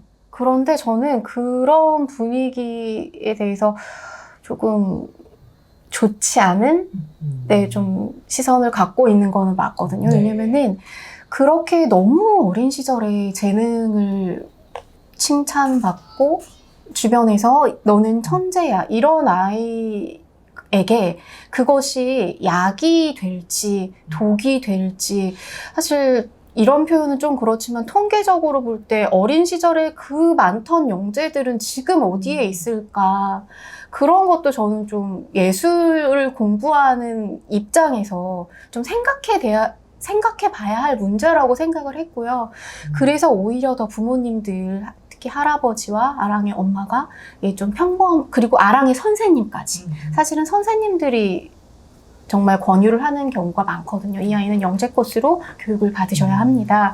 근데 선생님도 순순히 내려놔 주셨고요, 아랑이를 위해서. 아랑이는 정말 자기가 그래서 주도적으로 하고 싶으니까 하게 되는 그런 코스로 한번 잘하는 아이면 어떨까라는 상상을 해봤습니다. 하지만 현실에서는 가령 9살에 뉴욕에서 데뷔를 한 아이가 그렇게 잘하기는 쉽지 않은 것은 맞는 것 같습니다. 그리고 저의 부모님께서도요, 제가 음악을 공부한다고 했을 때 문을 잠궈놓는 부모님들이 실제로 계셨어요. 지금도 계신지는 모르겠지만 저 때는 진짜 저도 들은 기억이 나고요. 밥을 안 주시는 어머니 기억도 나요. 네. 말도 안 되죠. 네, 그래서 뭔가 어린 시절부터 진로를 정해서, 특히 너무너무 어려운데 예술이라는 것이 그거에 몰두하게끔 부모가 너무 강압적으로 하는 것은 좋지 않다고 저는 보는 입장이고요. 그래서 저는 제 이야기 속에서 아랑이를 자유롭게 클 수 있도록 밀어주었습니다. 네. 굉장히 갑자기 심도 깊은 얘기가 나와서 깜짝 놀랐습니다. 특히 붓는 거는 상상도 못하기 때문에 저는 굉장히 깜짝 놀랐습니다. 네, 죄송합니다. 그럼 마지막으로 제가 쓸데없이 까칠한 너의 이름은 해서 인상 깊은 소절 하나를 읽어볼게요. 저는 이 작품에서 인상 깊은 소절이 사실 수포 부분에 있기 때문에 피해서 마지막에 이제 쇼팽에 대한 얘기를 골랐습니다. 네, 이 부분이 전 좋았는데요. 심 선생님이 하는 이야기예요. 쇼팽은 종종 가족이 있는 조국을 무척 그리워했지. 하지만 파리를 떠나지 않았어. 사랑했던 여인 조르주 상드를 볼 수 있었으니까. 사랑을 할 때는 밤하늘의 별빛만큼 셀 수 없이. 나의 희생이 필요한 순간이 찾아오거든. 쇼팽은 사랑을 위해 삶의 큰 부분을 양보했던 사람 같아. 제가 이 부분을 고른 이유는 아시겠지만 알고 보면 쓸데없이 잡학사전 클래식, 제가 제목을 못 외우는 너무 길어서 알쓸클잡, 네, 정말 알쓸클잡으로 외워요. 그래서 네. 알쓸클잡을 쓰시기도 해서 거기도 쇼팽이 나오지 않았나요? 네. 제가 기억에 보면 쇼팽이 나왔었는데 네. 여기서도 쇼팽 얘기가 나오니까 제가 되게 반갑더라고요. 그래서 마지막으로 작가님 쓰셨던 책 관련해서 이 쇼팽 일화를 고른 얘기를 조금 듣고 네. 마무리하기로 하죠. 네, 그래서 저는 서양 예술사의 음악 외적 이야기들만을 골라서 칼럼이든 책이든 강의든 방송이든 소개를 하는데 재미를 갖고 있어요. 왜냐하면은 음악적인 부분에 대해서는 이미 충분히 많은 자료와 강사 선생님들이 계시고요. 그런데 제가 이렇게 방향을 맞춘 쪽으로는 막 활동을 하시는 분들이 많지 않았었거든요. 그래서 쇼팽의 가령 그런 사랑 이야기를 이만을 소개한다거나 뭐 그랬을 때의 독자들의 반응을 본다거나 이랬을 때 굉장히 좋은 피드백을 많이 받았던 기억이 있어가지고 네, 쇼팽의 사랑 이야기도 한번 넣어봤는데요. 저는 지금까지 가을에 한 권 더 새 책이 나올 예정인데요. 총 5권의 서양 예술 교양서를 썼고요. 쇼팽은 제가 정말 꼭 한번 작가로 활동하는 동안에 그런 여러 음악적인 이야기를 담은 책이 아니라 쇼팽이 주인공인 쇼팽을 위한 쇼팽만이 담긴 그런 책을 써보고 싶은 꿈이 있어요. 그래서 특히 이 이야기를 쓰면서 피아노를 치는 아랑이가 교내 협주곡의 밤을 위해서 연주할 수 있는 작곡가들의 작품은 정말 많지만 제가 가장 좋아하는 작곡가 쇼팽을 고른 것도 그런 이유가 있고요. 제가 쇼팽을 좋아하는 이유는 굉장히 질투가 많고 틈이 많고 부족한 부분이 너무 많았던 인간적인 면들을 제가 너무 많이 발견했던 분이에요. 우선 이분의 오랜 연인 조르주 상드는 정말 오늘날의 표현으로 바람둥이. 네, 그 시절 파리에서 바람둥이 여성이었는데요. 쇼팽은 자기가 그렇게 사랑하는 여성이 자기와 사귀는 중간에도 불구하고 항상 누군가와 데이트를 하기도 하고 특히 자기와 친했던 화가 드라쿠라와 자기보다 더 깊은 편지를 나누거나 더 많은 시간을 보내거나 이런 거를 보면서 질투도 하고 자기가 사랑하는 그 조르주 상드가 나는 드라쿠라가 너무 멋있어요. 그 드라쿠라는 너무 글도 잘 쓰고 글 쓰는 법을 배운 적도 없는 사람이 어떻게 글을 그렇게 잘 쓰나요? 이렇게 칭찬을 듣고 나면 쇼팽은 그날 화가 나가지고요. 막 둘이 다툼을 하기도 했다 뭐 이런 기록들이 있을 정도로 굉장히 쇼팽의 음악만 봤을 때는 와 피아노의 왕자다 멋지다 막 이렇게 보지만 인간적인 면을 봤을 때는 너무 재밌는 점이 많더라고요. 그리고 죽음에 대한 공포도 있었던 분인데요. 살아있는 채로 자신을 장례식장에 데려가지 말아줘 이런 얘기를 종종 했다는 거예요. 왜냐면은 이분이 폐결핵으로 많은 고생을 오랫동안 했었는데 쇼팽의 아버지께서 야, 나는 살아있는 채로 묻히기 싫다 이런 식의 얘기를 좀 하셨다는 거예요. 그래가지고 그런 얘기를 했던 정도 재미있고 또 그리고 마지막에 자기 누나에게 유언처럼 이 쇼팽은 바르샤바를 탈출해서 파리에서 평생을 살다 세상을 떠났는데요. 당시 전쟁 상황 때문에 쇼팽이 바르샤바로 돌아가서 활동하는 일은 좀 불가능했다고 해요. 그러나 늘 조국을 그리워했고 그래서 누나에게 이런 유언 아닌 유언을 남겼습니다. 내 심장만큼은 바르샤바에 묻어주면 안 될까? 근데 이게 얼마나 무리하고 정말 힘든 부탁인가요? 그 시절에 오늘날도 아니고 세상에 동생의 시신에서 심장을 빼서 바르샤바까지 갖다 달라는 그런 부탁을 할 정도로 또 그거를 실제로 쇼팽의 누나가 루드비카가 들어줘요. 그것도 굉장히 재미있는 일화 중 하나인데요. 하여튼 여러 가지로 쇼팽은 흥미로운 인간, 재미있는 사람, 그리고 연약했던 남자, 하지만 정말 오로지 피아노라는 악기만을 사랑했던 작곡가 이런 여러 가지 매력들이 있는 분이어서 제가 참 좋아하는 음악가입니다. 네, 감사합니다. 네. 지금까지 정은주 작가님이었습니다. 네, 쇼팽 사랑이 정말 엄청나시네요. 네, 멋있습니다 정말. 네. 네. 지금까지 표제작 이야기였고요. 이제 네. 세 번째 제 소설 얘기로 넘어가겠습니다. 제 소설 얘기하려니 좀 상당히 민망한데요. 제 소설 제목 완벽한 유리고요. 이 완벽한 유리는 말 그대로 유리라는 아이가 거의 완벽하다는 평을 받는 이 유리라는 아이가 있어요. 근데 이 유리라는 아이가 언젠가부터 갑자기 이상한 멜로디를 자꾸 흥얼흥얼거려요. 근데 이 멜로디가 뭔지 얘한테 물어보면은 내가 무슨 콧노래 했다고 그래? 이러고 물어서 사람들이 의아해하는데 갑자기 그 노래를 흥얼거릴 무렵에 아이가 암이 발견이 돼요. 유리한테서. 그래서 유리가 암이 발견돼서 자신의 완벽한 인생의 금이 가자 혼란을 느끼는데 이 상황을 가지고 남자친구가 그 꿈탐정이라고 불리는 잠탐정, 꿈탐정이라 불리는 경주라는 아이한테 의뢰를 하는 거예요. 내 여자친구가 이렇다. 왜 이러냐 도와달라. 이런 식의 이야기를 하면서 이 꿈탐정 경주가 꿈을 넘나들면서 멀티버스를 쫓아다니면서 유리에게 왜 문제가 생겼는가 찾아내는 내용이에요. 그래서 멀티버스물, 예를 들어서 마블 시리즈 옛날 인기 있었죠. 그 마블 시리즈에 보면은 멀티버스 히어로가 나오거든요. 여러 가지 세계를 넘나들면서 빌런을 물리치는. 그래서 그런 의미인데 좀 더 다정하고 따뜻한 이야기라고 보시면 될 것 같아요. 그래서 이 머릿속에서 멜로디가 안 떠오르고 내가 흥얼거리긴 하는데 아무리 해도 뭔지 모르겠는 이 현상을 가리켜서 이어웜이라고 해요. 귀에 있는 벌레. 귀벌레가 들어가서 아무리 해도 말이 안 떠오른다. 그래서 제가 이걸 우연히 미드에서 봤거든요. 미드 이북이라고 해서 왠지 알 것 같은데 모르시나요?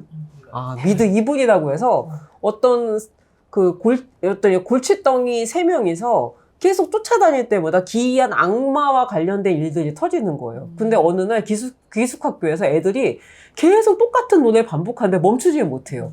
그 노래의 정치를 찾아가면서 나오는 용어가 이어웜이었어요. 그래서 제가 너무 신기한 거예요. 그래서 나도 이걸 쓰자. 그래서 거기서 시작해서 쓰게 된 이야기가 바로 완벽한 유리입니다. 그래서 제가 사례를 보고 있지 않습니까? 그래서 제가 스스로에게 질문을 던질 수도 없잖아요. 그래서 이번에는 차례대로 제가 질문을 한번 받아보겠습니다. 차영민 작가부터 질문 시작하시죠. 제가 먼저 하는군요. 네. 고맙습니다. 왜 싫어? 아니, 좋아요. 너무 좋아서. 네, 너무 좋습니다. 어쨌든 저는 이 완벽한 유리를 읽으면서 그 경주라는 캐릭터에 대해서 어떻게 보면 저는 나중에 낭독도 하겠지만 뭔가 마음이 많이 가기도 하고, 그리고 그냥 전체적인 구성을 딱 읽다 보면 계속 영화 같다는 느낌이 들어서 막 그 글자가 있는데 눈앞에 이렇게 많은 것들이 있는데, 그중에 가장 인상 깊었던 게 설정이 꿈탐정이거든요. 그러니까 이게 조용주 작가님의 그 사적인 얘기하고 되게 연결이 되더라고요. 며칠 전에도 막 단톡에다가 나 자러 갈래, 자고 싶어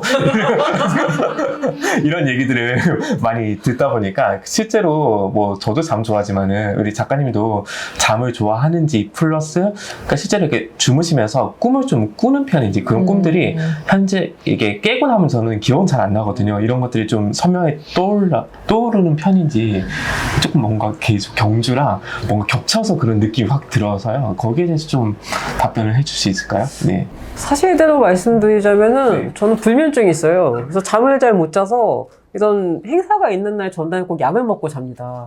그래서 약을 먹고 자면은 그게 부작용일 수도 있는데 저는 꿈을 거의 안 꿔요. 아마 꾸는데 기억은 못 하는 거예요, 되죠? 근데 대신에 확실하게 기억이 나는 꿈은 정말 인상이 강렬하게 남는데, 예를 들어서 제가 기억해내는 꿈은 늘 뭔가 메시지가 있어요. 약간 예지몽 같은 게 저는 있거든요. 그래서 최근에 꿈 중에서 기억나는 건 저희 집 개가 죽었는데, 저희 집 개가 중요한 일이나 좋은 일이 있을 때면 꼭 저희 집 개가 꿈에 나와요. 그래서 엊그제도 꿈속에 나와서 저한테 앵겨있다 갔어요. 그래서 그 꿈은 제가 기억을 하는데 그거 외엔 기억을 못합니다. 그리고 그 꿈을 꿨으니 분명 좋은 일이 있을 거예요. 저는 그런 식으로 기억을 하고요. 제가 꾸는 꿈은 대부분 좀 예지몽 꽤 있어서 그 예전에 잠깐 얘기한 거 세계문학상 탈 때도 꿈을 꿨어요. 제가 옆에 친구랑 갔어요. 그 친구도 남편이 사진작가인데 사진작가가 남편이 친구랑 영화관에 갔는데, 우리 영화관에 가면 아시겠지만 모든 의자가 붉은 의자잖아요. 거기서 일단 제가 잠깐 화장실 갈게 하고서 화장실 갔는데 화장실에서 누가 막 공사를 하고 있어요. 그래서 쓰면 안 된대요. 그래서 두 번째 칸에 들어갔더니 거기 구석에 귀신이 있었어요. 그래서 귀신이 이렇게 쳐다보고 있는데 어쩔 줄 몰랐는데 화장실이 폭파해가지고 똥범벅이 됐어요. 그래가지고 이 꿈을 꾸고 나서 넋이 나갔는데 수상 소식을 들은 거예요. 근데 이게 왜 예지몽이냐? 제 소설 제목이 붉은 소파예요. 근데 영화관 의자는 다 붉은색이잖아요. 게다가 제 소설 속 주인공이 사진작가예요. 사진작가 얘랑 하필이면 거기에 가는 꿈을 꾼 거죠. 그래서 야, 난 정말 예지몽 하시다. 그리고 가장 무서운 거, 화장실에서 귀신 봤댔잖아요. 저 그러고 나서 눈에 사고 나서 그 수상식 다음날 수술했습니다. 네, 그래서 저는 꿈이 좀 잘 맞는 편입니다. 이런 식의 꿈이 잘 맞는 편이고요. 꿈탐정이랑은 별로 상관이 없고, 꿈탐정을 쓴 이유는 오직 하나였어요. 그 네물리노 코고노 명탐정 코난에 나오는 맨날 마취총 쏴서 마취에서 재우잖아요. 그게 갑자기 막 떠올랐어요. 그래서 아, 꿈꾸고 멀티버스 다니면 우기겠다 이런 거 시작을 사실 했습니다. 네, 그런 거였습니다. 네, 그러면 다음으로 이번엔 둘 중에 누가 먼저 질문을 먼저 하시죠. 이제 저는 이게 영주 작가님 작품 읽으면서 이제 멀티버스를 빙자한 막장 드라마를 받았어요.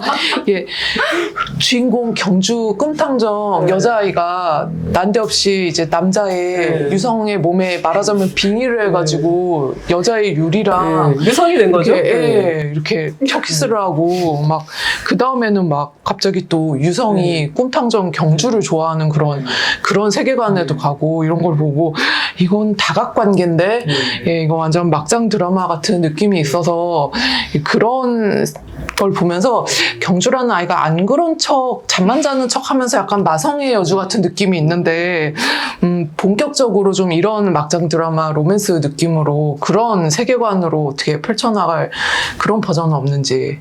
멀티버스 버전의 막장 드라마 아니면 그냥 막장 드라마요? 둘 다요. 둘 다요? 네. 아, 네.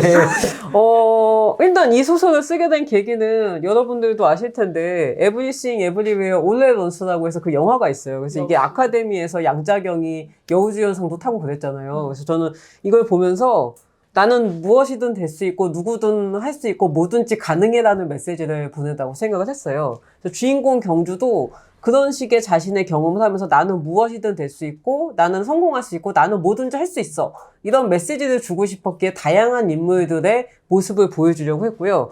막장 드라마로서의 멀티버스를 쓰겠냐고 한다면은 사실 이건 제가 약간 신들렸었거든요. 한 하루 이틀 만에 뭔가에 홀린 듯이 그냥 쫙 써진 소설이에요. 그래서 그런 식의 또다시 홀리지 않는 이상 이런 소설을 또 쓰기 힘들 것 같아요. 진짜 그때는 그냥 쓱 써졌어요. 저도 약간 소름이 끼쳤거든요. 제가 가끔 그런 소설들이 있어요. 근데 그런 소설들은 대부분 되게 좋은 평가를 받는데 이 소설도 아마 읽으실 때 굉장히 재밌지 않으셨을까. 저도 교정 보는데 재밌더라고요. 예, 남의 소설 같이 얘기하지만 저도 그렇습니다. 네. 저도 너무 재미있게 읽었는데요. 이진 작가님 말씀하신 그 대목도 사실 저도 여쭤보고 싶었어요. 사실, 뭐지? 얘 왜 이래? 이런 게 있었는데, 약간 비유를 해보자면 굉장히 우리가 잘 모르는 어려운 수학 공식들이 차차차차차차차 하다가 결국 딱 풀리는 그런 저는 인상을 받은 작품이었고요. 저도 신기했습니다. 수학 공식 뭔지 모르겠는데 결국에는 싹 됐고, 그리고 참 이거는 진짜 제가 궁금했는데요. 이번에는 혜환이가 안 등장하잖아요. 혜환이라는 이름이. 그것도 궁금해서 사실 여기도 사실 경주 혹은 그쵸? 경주 유리는 아닌 것 같아요. 네, 혜환이가 왜 이번엔 없었는지. 사실 별 생각이 없었던 것 같아요. 그리고 가장 큰 이유는 그때 당시 제가 다른 소설 계약할 때 편집자 이름이 경주였어요. 네, 그리고 제가 사촌 언니 이름도 경주가 있거든요. 그래서 그때 당시에 이렇게 계속 경주더라고 얘기를 하다 보니까 경주가 주인공이 된 것 같아요. 그리고 제가 플러스에서 그 아까 이 소설 말고도 되게 빨리 쓴 소설이 있다고 그랬잖아요. 그걸 결국 장편으로 이번에 냈거든요. 그 너는 언제나 빛나라고 해가지고 그건데 거기서 2편을 쓰는데 그 2편 배경도 경주예요. 그래서 그때 약간 경주 두두두 떠다니고 있었던 것 같아요. 그래서 주인공 이름이 경주가 되지 않았나 싶어요. 네. 약간 아직도 경주에 지금 매달리고 있어서요. 제가 경주를 진짜 갖다 올리고요, 옷에. 네. 네, 그런 상황입니다. 네. 네. 그러면 이제 정은주 작가님이 또 질문이 뭔가 더 있으신 것 같아서 느낌상 아닌가요? 네, 뭔가 계속 보고 계시길래. 네. 아니 사실 아까 그 이진 작가님 그게 너무 충격적이었어요. 막장 로맨스. 근데 영주 작가님 다른 작품 속에서도 약간 살짝 그런 연애에 관련해서 작가님만의 그 되게 감칠맛 나는 그 밀당이 있거든요. 근데 그게 길게 나오지는 않지만 항상 뭔가 좀 떡밥만 던지고 뭔가 조금 그게 있는데 여기서도 네 굉장히 작가님이 네 인기가 많으시. 저는 모르는데 있나 봐요? 저는 진짜 모르겠는데 제가 그런 게 있나 봐요? 그냥 평소 말투인데 그냥 제 평소 말투를 그대로 넣고 이 캐릭터가 되어서 쓴다는 느낌으로 저는 약간 빙의돼서 쓰는 그런 느낌이거든요, 쓸 때. 그래서 막 그 캐릭터가 그렇게 말하고 싶은 걸 저는 옮겨 적는 느낌이라서 그 캐릭터한테 물어보셔야 될 것 같습니다. 예, 저는 그 캐릭터랑 연결이 끝났습니다. 예, 만나면은 안부 좀 전해주시고. 알겠습니다. 네. 그러면 마지막으로 이제 차영민 작가님이 좋았던 구절 하나 읽어주시고, 예, 관련해서 얘기 들려주시죠. 좀 읽으면서 그 경주에 계속 꿈탐정으로서 계속 막장으로 치달을 정도로 계속 고조되고 있잖아요. 그러니까 왜 이렇게까지 해야 됐을까라는 사실 의문점이 생겼거든요. 근데 이 대목을 읽으면서 오히려 덕분에 경주를 더 사랑하게 되고 더 공감하게 됐던 부분인데 페이지 129페이지에 보면 이런 부분이 있습니다. 자, 경주는 집중했다. 인어공주의 노래를 들어야 했다. 그 노래를 알아내 현실 세계로 돌아가야 했다.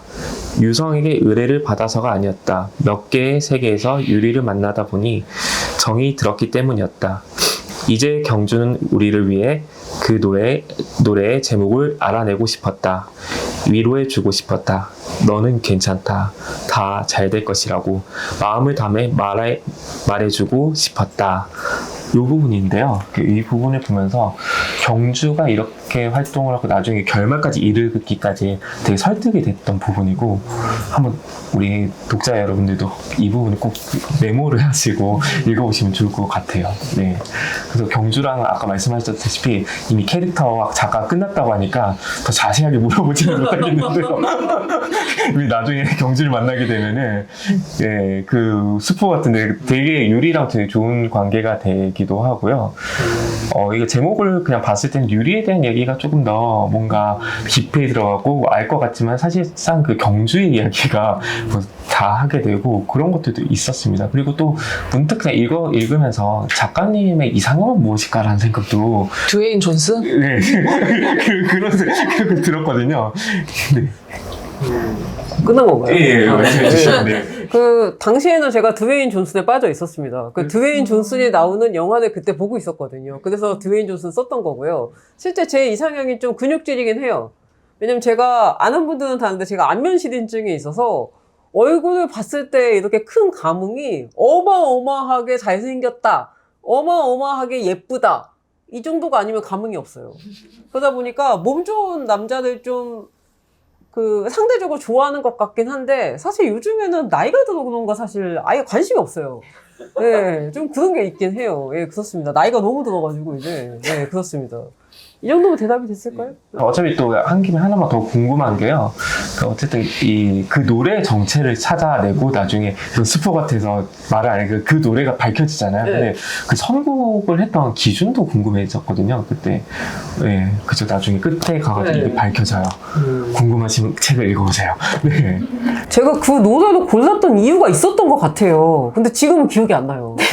네, 제가 이걸 적은 지 한 2년이 지났는데 그래서 그때 당시엔 제가 반드시 그 노래를 해야 되는 이유가 있었어요. 정확히 기억 안 나는데 어렴풋한 기억에 제가 그때 그 노래 듣고 너무 좋다고 느꼈던 기억이 있었고 그리고 저는 이왕이면 그 노래가 제가 고른 노래가 교과서에 실리는 노래 아니면 교과서에 실릴 정도로 유명한 노래였으면 좋겠다 이런 식의 조건이 있었어요 스스로. 왜냐면 그렇게 해야 좀 교육적으로 보이고 이 책이 교과서 연계 도서 이런 식에서 좀 팔리지 않을까 이런 식의 셀링 포인트를 주고 싶었습니다. 저는 약간 글을 쓸 때 그런 식의 계산을 하거든요. 그래서 그런 게 있었습니다.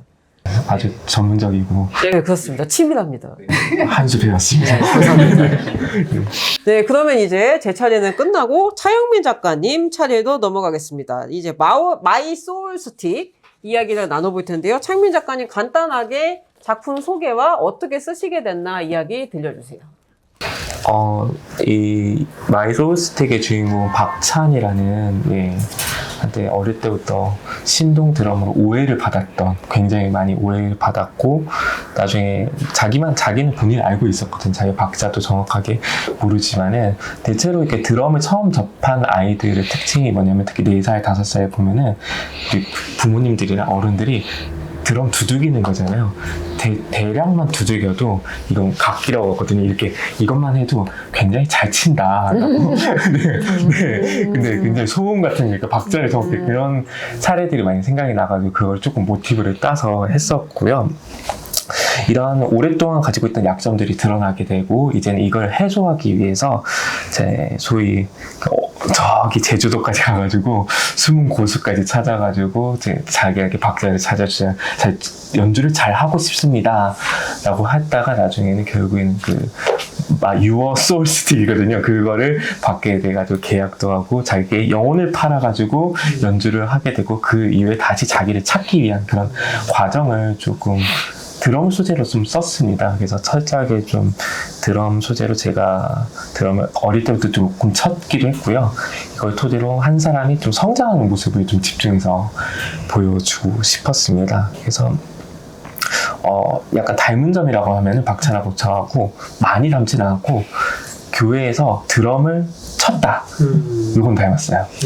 예. 근데 저는 천재 소리는 듣진 않았고 그때 제가 박찬보다 한참 더 늦게 드럼을 치기 시작한 거거든요. 초등학교 이제 졸업을 하고 이제 뭔가 인생에 공부를 잘하거나 뭔가 잘하는 게 없는 그러니까 되게 무기력하게 누워 있으니까 저희 어머니가 그 문화센터에 드럼 교실이 있는데 토요일에 축구하지 말고 거기 한번 가봐라. 축구하지 말고. 축구를 잘한 것도 아닙니다.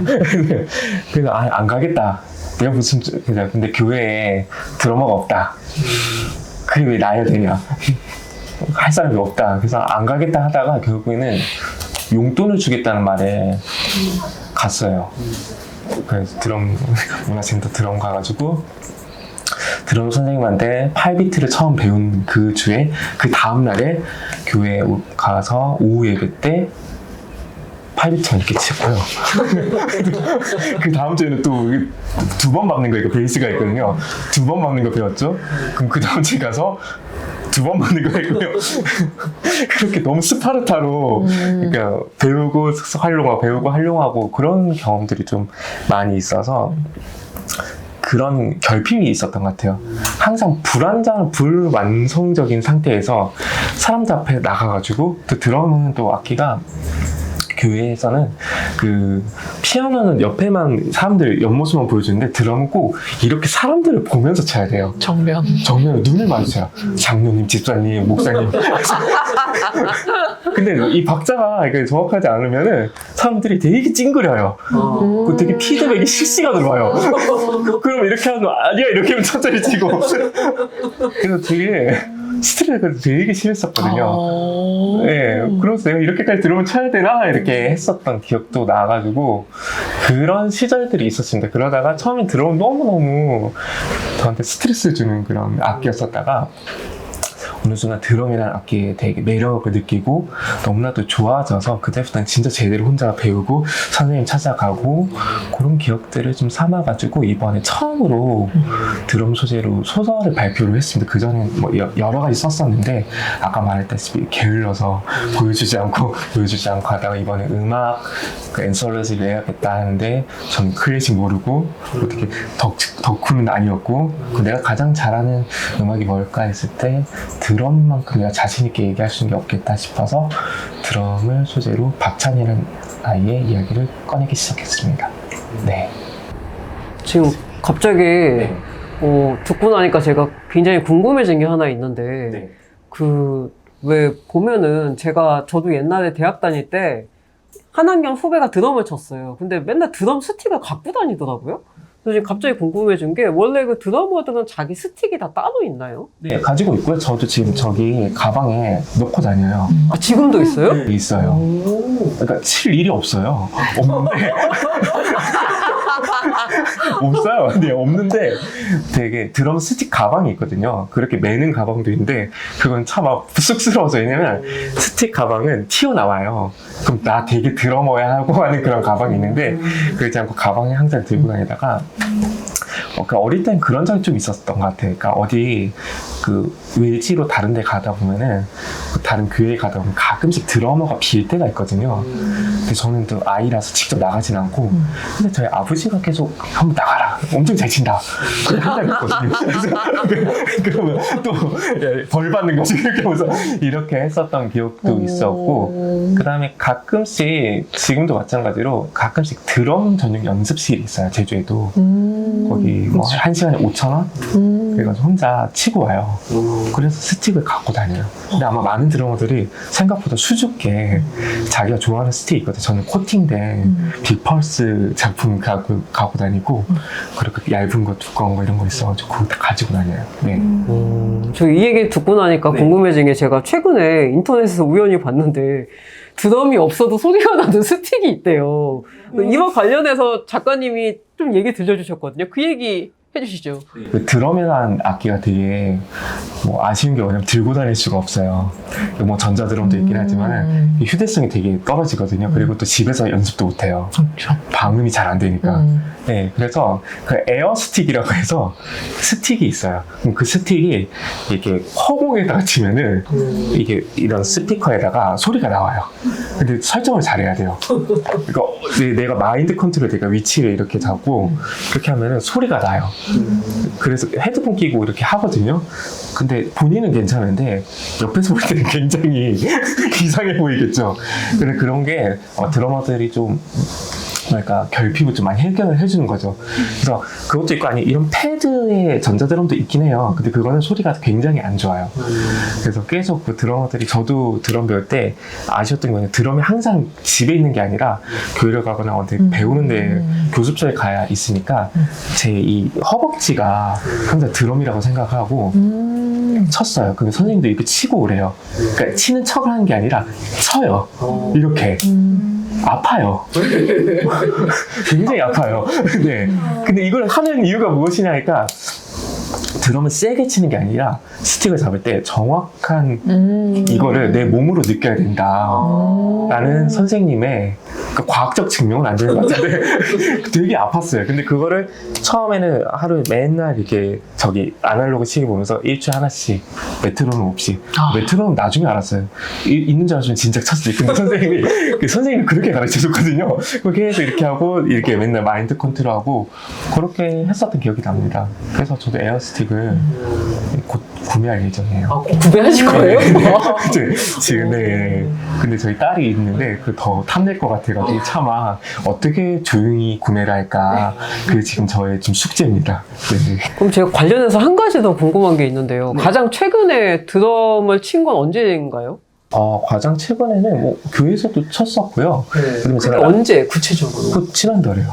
네, 그러니까 꽤 최근 왜냐면 요즘에 드럼 새로 배우시는 분들이 없어가지고요. 네, 갑자기 급조된 밴드들을 그러니까 교회에서도 많이 만들고 개인적으로 인디 밴드들하고도 뭔가 만나기도 하면은 가끔씩 해줘요. 그러면 가끔 인디밴드 동생이 이제 이번에 형 저 앨범 냈습니다. 드럼 한번 쳐주십시오. 라고 해요. 근데 이게 제가 드럼을 그 잘은 배웠었는데 그 피아노를 딱 약간 바이엘 정도만 배우니까 막 악보에 구애받지 않고 해요. 그래서 그 동생이 네, 이 정도까지만 도와주면 되겠습니다. 그래서 네, 그렇게 거절당했었고요. 그 다음에 라디오 작가 하다 보니까 뭐 특집 방송을 할 때 마가차 밴드라고 해가지고 차는 접니다. 네. 마가차. 네네. 마퉁이, 가문장, 차여사라는 이 별명이 있거든요. 그렇게 해가지고 뭐 삼태기의 똑바로에부터 시작해서 네네 뭐 장미여관이 했던 나성의 가문 이런 뭐 제주 또 떠나야 제주도 이런 것들도 막 하기도 합니다. 그래서 드럼을 굉장히 자주 치고요. 지금도 특히 이거 말고도 장편 소설 좀 마저 정리할 게 있어가지고 조금 드럼에 대한 느낌을 좀 묘사하고 싶고 살리고 싶을 때는 제가 자주 가는 맑은 샘이라는 조그만한 연습실이 있거든요. 거길 가서 혼자 쳐요. 네, 굉장히 근데 좀 눈치가 보이더라고요. 방음이 잘 안 되더라고요. 그래도 혼자 한번 신나게 1시간 정도 한 다음에 그 다음에 가서 바로 원고 좀 쓰고 이렇게 하고 있습니다. 그래서 스틱 들고 다녀요. 네. 지금 이거 갖고 와서 보여주시면 되게 좋을 것 같은데 지금 네. 갖고 오기가 좀 그렇죠? 네, 이제 가방에 있어가지고요. 한번 갖고 오시겠습니까? 요거고요. 와. 와.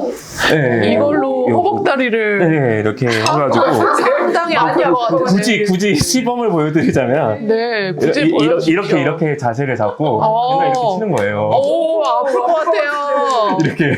근데 세게 치면 아파. 이렇게 빡 하면 아픈데 이제는 이게 단련이 돼 있으니까. 진짜 아프거든요. 예. 그러니까요. 이렇게 하고요. 그러니까 얘가 좀 얇은 거라서요. 덜 아파요. 이렇게 두꺼운 것도 있고. 얘는 좀 코팅이 돼 있어가지고. 네. 요즘 전자드럼 하기 때문에 이게 닳지는 않거든요. 근데 일반 드럼은 다 닳아가지고 얘가 얇아져요. 그래서 이렇게 닳을 때까지 연습하고 또 새로 사고 이런 것들을 좀 해요. 예.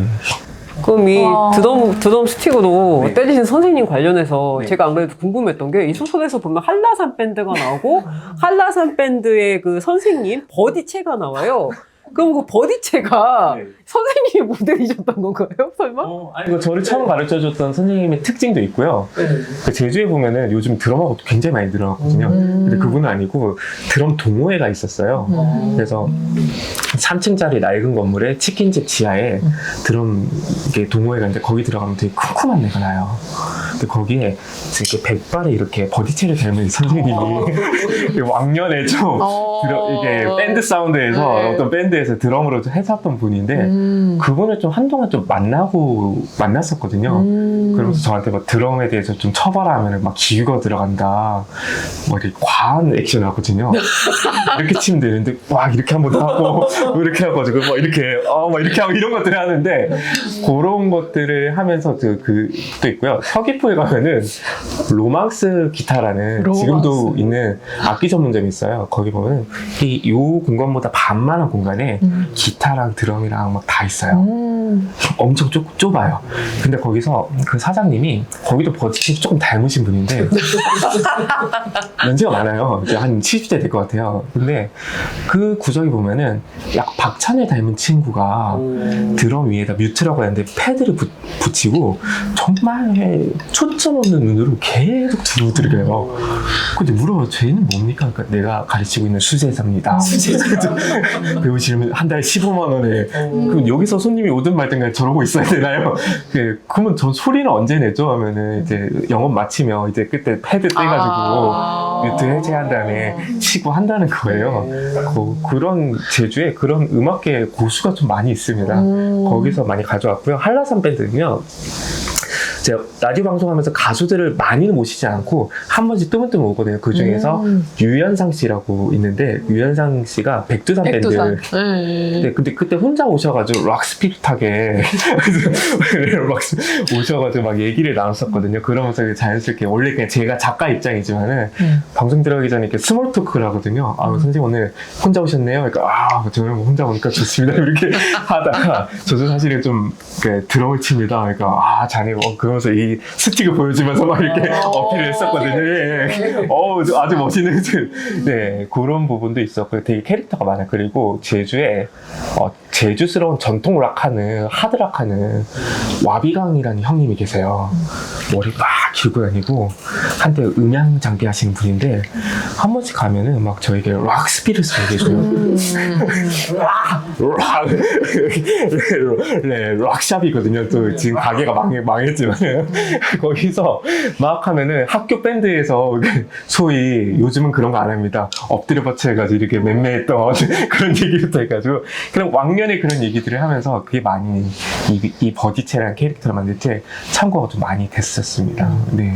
이 얘기를 듣다 보니까 제가 정은효 작가님께 궁금해진 게 정은효 작가님이 어렸을 때부터 피아노 치셨잖아요. 네네. 그러면 저도 초등학생 때 피아노 치긴 했는데 저희 엄마도 그랬어요. 누가 꼭 사촌이 결혼식 한다고 하면 반주는 영주가 해야 돼. 아니, 나는 하고 싶지 않거든? 근데 피아노 친다는 이유로 제가 가서 꼭 반주를 해야 된대요. 근데 왠지 작가님도 그런 경험이 드럼 친다고 하면 꼭 차영맨 해야 된다 한 것처럼 그런 일이 있지 않았을까 갑자기. 예. 저는 그런 기억보다는요. 네. 우선 대학생이 된 이후에 네. 온갖 친척 오빠들, 이종 사촌의 누구들 결혼식 때 네. 제가 저희 엄마께서 저를 일종의 영업을 해서 이렇게 돈을 받고 오브리 아르바이트를 어머니께서 많이 영업을 해주신 경험은 있어요. 근데 가령 작가님처럼 우리 딸 영주가 거기 혹시 금전적인 보상이 따르셨는지? 저는 네. 초등학생이라 전혀 초등학생이니까, 몰랐고 엄마가 받으셨을까요? 저- 갑자기 의심스러운데요. 그래서 저는 대학생 이전에는 해본 적은 없고요. 대학생 때는 조금 많이 했었어요. 뭐 외할아버지 고이연, 뭐 기타 등등 해가지고 네 와, 그런 그게 추억이 있습니다. 돈을 받고 하는 거였단 말이에요? 아, 그렇군요. 프로. 프로니까. 네. 예, 갑자기 궁금했습니다. 작가님, 네. 차유민 작가님 거 보면서 그러면 여러모로 네. 공감하신 부분이 있으셨을 것 같아요. 아, 사실 네. 저는 제주도로 떠난 그 대목이 너무 재미있었고요. 음. 작가님이 살아오신 삶에서 뭔가 연상되는 그런 장면이었잖아요. 그래서 아까도 살짝 여쭤봤을 때 어느 정도 박찬이랑 닮은 점도 있고 뭐 이런 얘기 해주셨을 때 재미있었고요. 그리고 저는 또 거기에서 약간 나아가서 그 스틱이 저는 연필 글을 좀 잘 쓰고 싶은데 그런 마이 소울 펜슬 이런 게 있으면 좋겠다는 생각을 진짜로 했었어요, 진짜. 네. 그거 너무 재미있었어요. 그리고 태어나자마자 그 박자를 그 부분도 너무 재미있었고, 네. 갑자기 한 가지 궁금한데, 그러면 작가님들 두 분은 혹시 절대 음감이 있으신가요? 저는 일단 없고요. 네. 저는 확실히 제가 드럼을 치면서 느끼는 게 뭔가 너무 몰입을 하면은 빨라지더라고요. 그래서 같이 피아노를 하시거나 협주하시는 분들이 좀 싫어하게 하고, 그 다음에 그냥 어떻게 보면은 제가 뽐내면 안 되는데 계속 아까 겉멋이 들어가지고 막 한 바퀴 돌리고 그 심벌을 칠 때가 아닌데 한 번 더 치고, 네, 굉장히 이렇게 약간 합의되지 않은 그런 합을 좀 해가지고, 네, 확실히 박자감은 조금 많이 이걸 하면서 많이 드럼 치면서 많이 있는 것도 있고요. 근데 절대 음감하고는 거리가 확실히 멀어요. 작가님은? 저는 절대 음감 있습니다. 그래서 와. 학창 시절에 청음반이라는 네. 수업이 있어요. 제가 다녔던 예종 예고에서는 그래서 항상 상위권 반에서 수업을 받았습니다. 와, 네. 너무 신기하네요. 쑥스럽습니다. 네. 절대 음감이 있는 사람 네. 실제 보다니. 너무 신기합니다. 이거 만화에서나 보는 건 줄 알았더니. 네. 네. 와, 너무 신기합니다. 그럼 이제 우리 스틱 얘기 나면 스틱 관련해서 좀 더 이야기를 해서 유어 소울 스틱 사용 계약서가 나오죠? 네네. 이 얘기 한번 그 사용 계약서 내용 읽어주시고 어떻게 이런 걸 적겠다는 얘기 좀 들려주시죠. 이걸 설마 읽으라고 할 줄 몰랐고요. 너무 이럴 줄 알았으면 안 썼을 건데. 네, 이렇게 보면요. 이렇게 176페이지죠? 네, 176페이지에 176페이지. 네, 있습니다. 약간 뭔가 차용당하는 느낌인데. 네, Your Soul Stick 사용 계약서 1. Your Soul Stick은 오직 한 사람만을 위한 드럼 스틱입니다. 이 Your Soul Stick은 소울 스틱으로 당신은 세상에 단 하나뿐인 연주를 합니다. 3. Your Soul Stick에서 얻은 리듬과 테크닉은 모두 당신 것입니다. 4. Your Soul Stick의 사용료는 오직 당신의 영혼뿐입니다. 5. Your Soul Stick을 선택하는 건 자유지만 돌이킬 수 없습니다. 6. Your Soul Stick과 관련된 모든 사항은 비밀을 유지해야 합니다. 7. Your Soul Stick이 당신을 바꿀 수 있습니다. 8. Your Soul Stick을 당신이 바꿀 수 없습니다. 9. Your Soul Stick만 당신의 고민을 해결할 수 있습니다. 10. Your Soul Stick은 지금 당신을 기다립니다. 그 다음에 이름하고 인까지, 서명까지 네, 이렇게 만들었었고요. 제가 이거를 설정하면서 가장 저의 개인적인 드럼으로 치면서 고민됐던 게 되게 정체된다는 느낌이 되게 강했어요. 물론 좋은 선생님도 있었지만은, 처음에 쳤던 주된 무대가 뭐 인디밴드나 학교밴드보다는 교회가 또 많다 보니까 교회 음악이 되게 정적이에요. 박자가 4분의 4박자 아니면 4분의 3박자. 비슷비슷해요. 그리고 목사님의 박자를 따라하기 힘들었거든요. 그러니까 제가 박자감이 조금 늘 수 있었던 거는 목사님들이 부를 때 은혜 받을 때는 빠르게 부르고 기분에 따라서 왔다 갔다 해요. 그리고 갑자기 책상을 치세요. 그 책상하고 드럼 박자고 전혀 다르거든요. 프리스타일. 네, 프리스타일. 네. 그러니까 그것 때문에 프리스타일이 좀 늘었어요. 그러니까 늘었다 말았다 하고, 그리고 같이 중간에 그 학교 음악 선생님이 반주자를 한동안 오셨던 분이 있는데 그분이 한때 재즈 음악에 심취하다 보니까 그분이 악보를 안 봐요. 박자를 맞춰서 이렇게 치면은 갑자기 거기서 더 늘려서 쳐요. 갑자기 애드립을 하는 거예요. 그래서 다시 맞춰서 치면 멈춰요. 그러니까 서로 우리 합의되지 않은 것들을 뭐 막 느낌적 느낌을 하다 보니까 내가 계속 방어적으로 치고 있구나 또 있었고요. 그래서 일부러 막 우만 음악 프로그램 다 보고 들으면서 드럼 소리만 구분해야겠다 또 했었고, 그래서 제가 어렸을 때 방학 때면 자주 봤던 TV가 주부가요스타였거든요. 그러니까 어머님들 와가지고 그러면 어머님들의 노래를 보는 게 아니라 거기에 라이브로 들어가니까 어떻게 치는지 이렇게 보게 되고, 제가 신앙심이 그렇게 좋지 않은데 온갖 부흥회를 다 갔어요.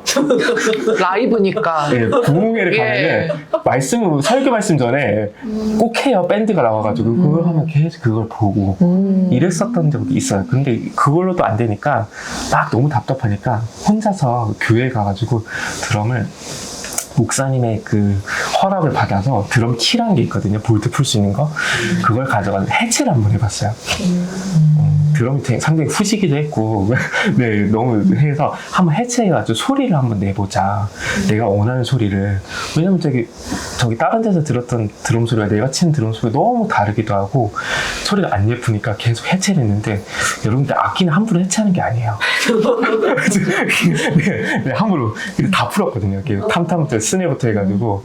그러니까 구조를 너무 이해하긴 했는데 그걸 다시 조으려고 하니까 너무 힘들었거든요. 그리고 한 며칠을 계속 와가지고 드럼 조율하고 드럼 치고 하니까 목사님이 되게 기뻐했거든요. 신앙심이 너무 좋아, 기도하러 오는구나. 그래서 그렇게 해가지고 그런 심정으로 드럼을 계속 한동안 너무 빠져 있었어요. 빠지고 하고, 그럼 스틱도 많이 바꿨어요. 그 모든 것들을 그러면서 막 혼자서 기도를 했죠. 하나님, 제 영혼을 팔 테니까. 이게 영혼을 팔 일이었는데 그때는 중학교 때니까 충분히 그럴 수 있다고 생각을 하거든요. 그리고 종이 드럼을 끌어안고 그런 심정으로 누군가 종일 드럼을 끌어안으면서 내 영혼을 팔아도 좋으니 한 번이라도 이렇게 아이 컨택하는 장로님과 권사님들의 인정을 받고 싶다. 뭔가 기쁜, 그러니까 은혜의 찬. 그러니까 이분들이 그 찬양을 부르시면, 찬송가를 부르시면 되는데 계속 내 드럼을 계속 신경 쓰니까 그런 것들에 대한 결핍이 되게 강했던 게 있어요. 그게 이 설정에 많이 자연스럽게 투영이 됐던 걸로 좀 기억을 해요. 그래서 계약서를 쓰면서 영혼을 팔고 하나밖에 없고 그러니까 대신 연주해줄게. 그러니까 가끔 가다가 소설 쓸 때도 우리 작가님 말씀하신 것처럼 내가 쓴 게 아니다라는 순간도 있을 정도로 드럼도 되게 엄청나게 몰두하면은 되게 나도 이렇게 칠 수 있나 이런 것들이 있거든요. 가끔 가다가 꼭 스틱을 안 돌리고 쳐도 되는데 이거는 스틱 한번 돌려주고 치고 이렇게 이런 것들을 하기도 하거든요. 그러니까 그런 순간들을 조금 맞이해보고 싶어서 이 설정을 좀 넣게 됐습니다. 네.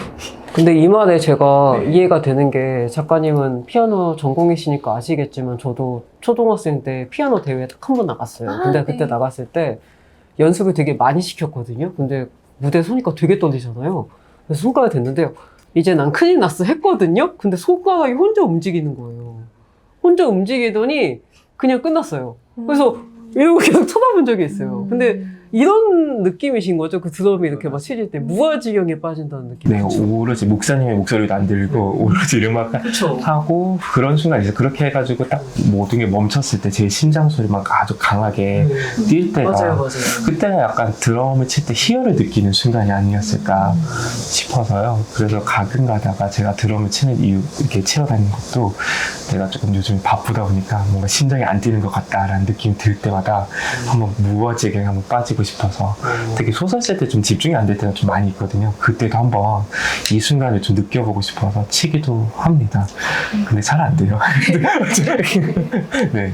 그럼 이제 이진 작가님께 마이크를 넘겨서 이진 작가님 보시면서 좋았던 구절 말씀해 주시고 질문이나 이야기 있으면 해주시죠. 먼저 좋았던 구절을 먼저 제가 낭독을 해보도록 하겠습니다. 185쪽에 있는 이제 대사 지문인데요. 너의 선택이야. 넌 어릴 때부터 지금까지 누군가의 선택으로 움직였다고 믿었지. 그런데 그런 거 없어. 드럼 스틱을 잡은 것도, 드럼을 친 것도, 여기까지 온 것도 모두 너의 선택이야. 어리다고 그냥 돌려지는 건 없어. 모든 선택에는 책임이 따라. 그걸 인정해야지. 네. 정말 인생 전반에 적용되는 말이라서 제가 정말 저를 막 후려치는 말이었어요. 남 탓 그만해. 예, 약간 농담인데, 근데 정말 이렇게 음악을 하는 이렇게 어린 사람에게는 더욱더 그게 매운 말이었을 테지만, 정말 다들 아시다시피 살아가는 게 다, 내가 그때 그러지 말았어야 하는데, 아니면 뭐 우리 부모님이 그러라고 해서, 아니면은 뭐 남편이 그러라고 해서, 뭐 이런 식으로 자꾸 생각하게 되는데, 정말 사실은 인생의 모든 것들은 정말 결국 끝까지 따지고 보면 다 자기 자신의 선택이잖아요. 근데 그거를 받아들이는 거 자체가 살아가는 거 자체가 아닐까, 그런 생각이, 제가 한 2년 전에 아기를 낳았거든요. 그래서 그런지 너무나 정말 예전 같았으면은, 아니 뭐 환경도 작용을 하고 뭐 이런 사회적인 뭐 그런 타이밍도 작용을 하는데 뭐 이런 식으로 생각을 했을 텐데, 오히려 정말 모든 것은 나의 선택이기 때문에 그게 받아들이기 힘든 것도 있지만, 오히려 나의 선택이라고 생각을 했을 때야말로 어려운 게 비로소 받아들여지는 것 같아요. 뭐 다른 요인들을 생각하는 것보다도. 그래서 이 대목이 제가 굉장히 어떻게 보면은 건조하게 쓰여진 것 같으면서도 너무나 마음에 와 닿은 대목입니다. 예. 답변 짤막하게. 네. 예. 그래서 이 부분을 쓴 게 결국엔 박찬 캐릭터도 그렇고 제 인생 전반에 있어서 가장 크게 저한테 주고 싶었던 말인 것 같아요. 그러니까 드럼을 선택할 때도 앞서도 그냥 제 어머니가 용돈을 주겠다 해서 시작한 걸 하지만은 결국엔 제가 그만하고 싶으면 그만해도 되는 순간이었거든요. 맞아요. 그래서 저는 뭔가 남들이 와서 맨날 권사님, 장목노님 뭔가 날 보는 게 너무 부담스러워 하면서도 그게 너무 좋았던 거죠, 사실은. 그래서 소설을 소설을 쓰기 시작한 것도 사실 주변에서 한번 그러니까 좋은 생각에 뭔가 뭐 수기만 올리지 말고 소설 한번 써보면 어때라고 해서 시작했다고 하지만은 사실상 제가 너무나도 내 이야기를 쓰고 싶었던 거죠. 근데 제 인생 전반에 있어서 되게 저는 자기주도적인 것보다는 주변에 뭔가 얘기를 해주면은 잘 따른다고 생각을 했었거든요. 그래서 그것 때문에 시작했다 하지만은 사실 그건 되게 핑계였던 거죠. 내가 너무 하고 싶었던 건데, 네, 어떻게 보면은 때로는 누군가가 나한테 이걸 하라고 해줬으면 좋겠어 라고 해놓고 잘 안 되면 그거 봐. 그러니까 내 방어적이었던 순간들도 분명히 많았을 텐데 라는 생각이 들었고요. 근데 결국엔 지금 제 삶의 모든 것들이 남이 해줘서 안 돼. 내 선택으로. 근데 이게 나이가 어리고 이게 나이가 많고 이게 문제는 아닌 것 같아서 이 박찬 캐릭터를 통해 가지고 조금 더 보여주고 싶었습니다. 그래서 잘 골라주셔서 감사합니다. 감사합니다. 저희 한번 시간 체크하고 갈게요. 지금 몇 시인가요? 54분이니까요. 저희가 오늘 사실 북토크 준비 기간이 짧았기 때문에 객석에 아무도 없을 줄 알았습니다. 근데 저희가 오늘 꽤 오셨죠. 그래서 저희가 딱 질문 2개만 받고 넘어가겠습니다. 혹시 저희 북토크 보시면서 특별히 질문하고 싶었던 내용 등 있으시면은 손 번쩍 드시고 질문해 주십시오. 네, 질문하실 분? 장편으로 이렇게 발전시켜 보고 싶으신 분이 계신지. 그럼 저희 한 명씩 차례차례 얘기를 들어볼까요? 해주셨는데. 아니, 정우 작가님 아까 사학장까지 한다 얘기해서 제가 조금 이따 길게 듣고 차례차례 듣는 게 더 재밌을 것 같아요. 차영민 작가님부터 얘기해 주시죠. 장편으로 쓰실 생각 있으십니까? 지금 어필을 해야 될 것 같은데. 네. 그러니까 애초에 처음에 이게 드럼 소재는 발표한 거는 이번에 이게 마이소 스틱이잖아요. 드럼 소재로 장편이 이미 어느 정도 다 써놓은 게 있어가지고요. 그래서 막 그때 다른 출판사지만 거기 편집자가 제주 왔을 때 나 이거 쓸 거예요 막 자랑을 했었는데 뜨뜻미지근하더라고요. 그래서 제가 아이잖아요. 그래서 다시 숨겨놨다가 썼던 그런 소설이 있습니다. 그러니까 오히려 더 드럼스럽고 드럼이게 이런 이야기들을 제주가 소재가 아니라 제주가 배경이 아니라 진짜 서울을 배경으로 해가지고 일부러 서울에 왔을 때 어떤 한강다리도 가보고요. 이렇게 해서 드럼으로서 좀 성장하는 한 청소년의 이야기를 네, 있습니다. 네, 있습니다. 검토는 하셔서. 검토라도. 네, 좋습니다. 자, 그럼 이제 이진 작가님. 저는 정말 장편이라고는 조금도 생각하지 않고 정말 썼긴 한데 지금부터 장편용 뭔가 생각을 해보겠습니다. 네. 네, 박수. 자, 그럼 이 선수가 어디서 보낸다? 하솔수보.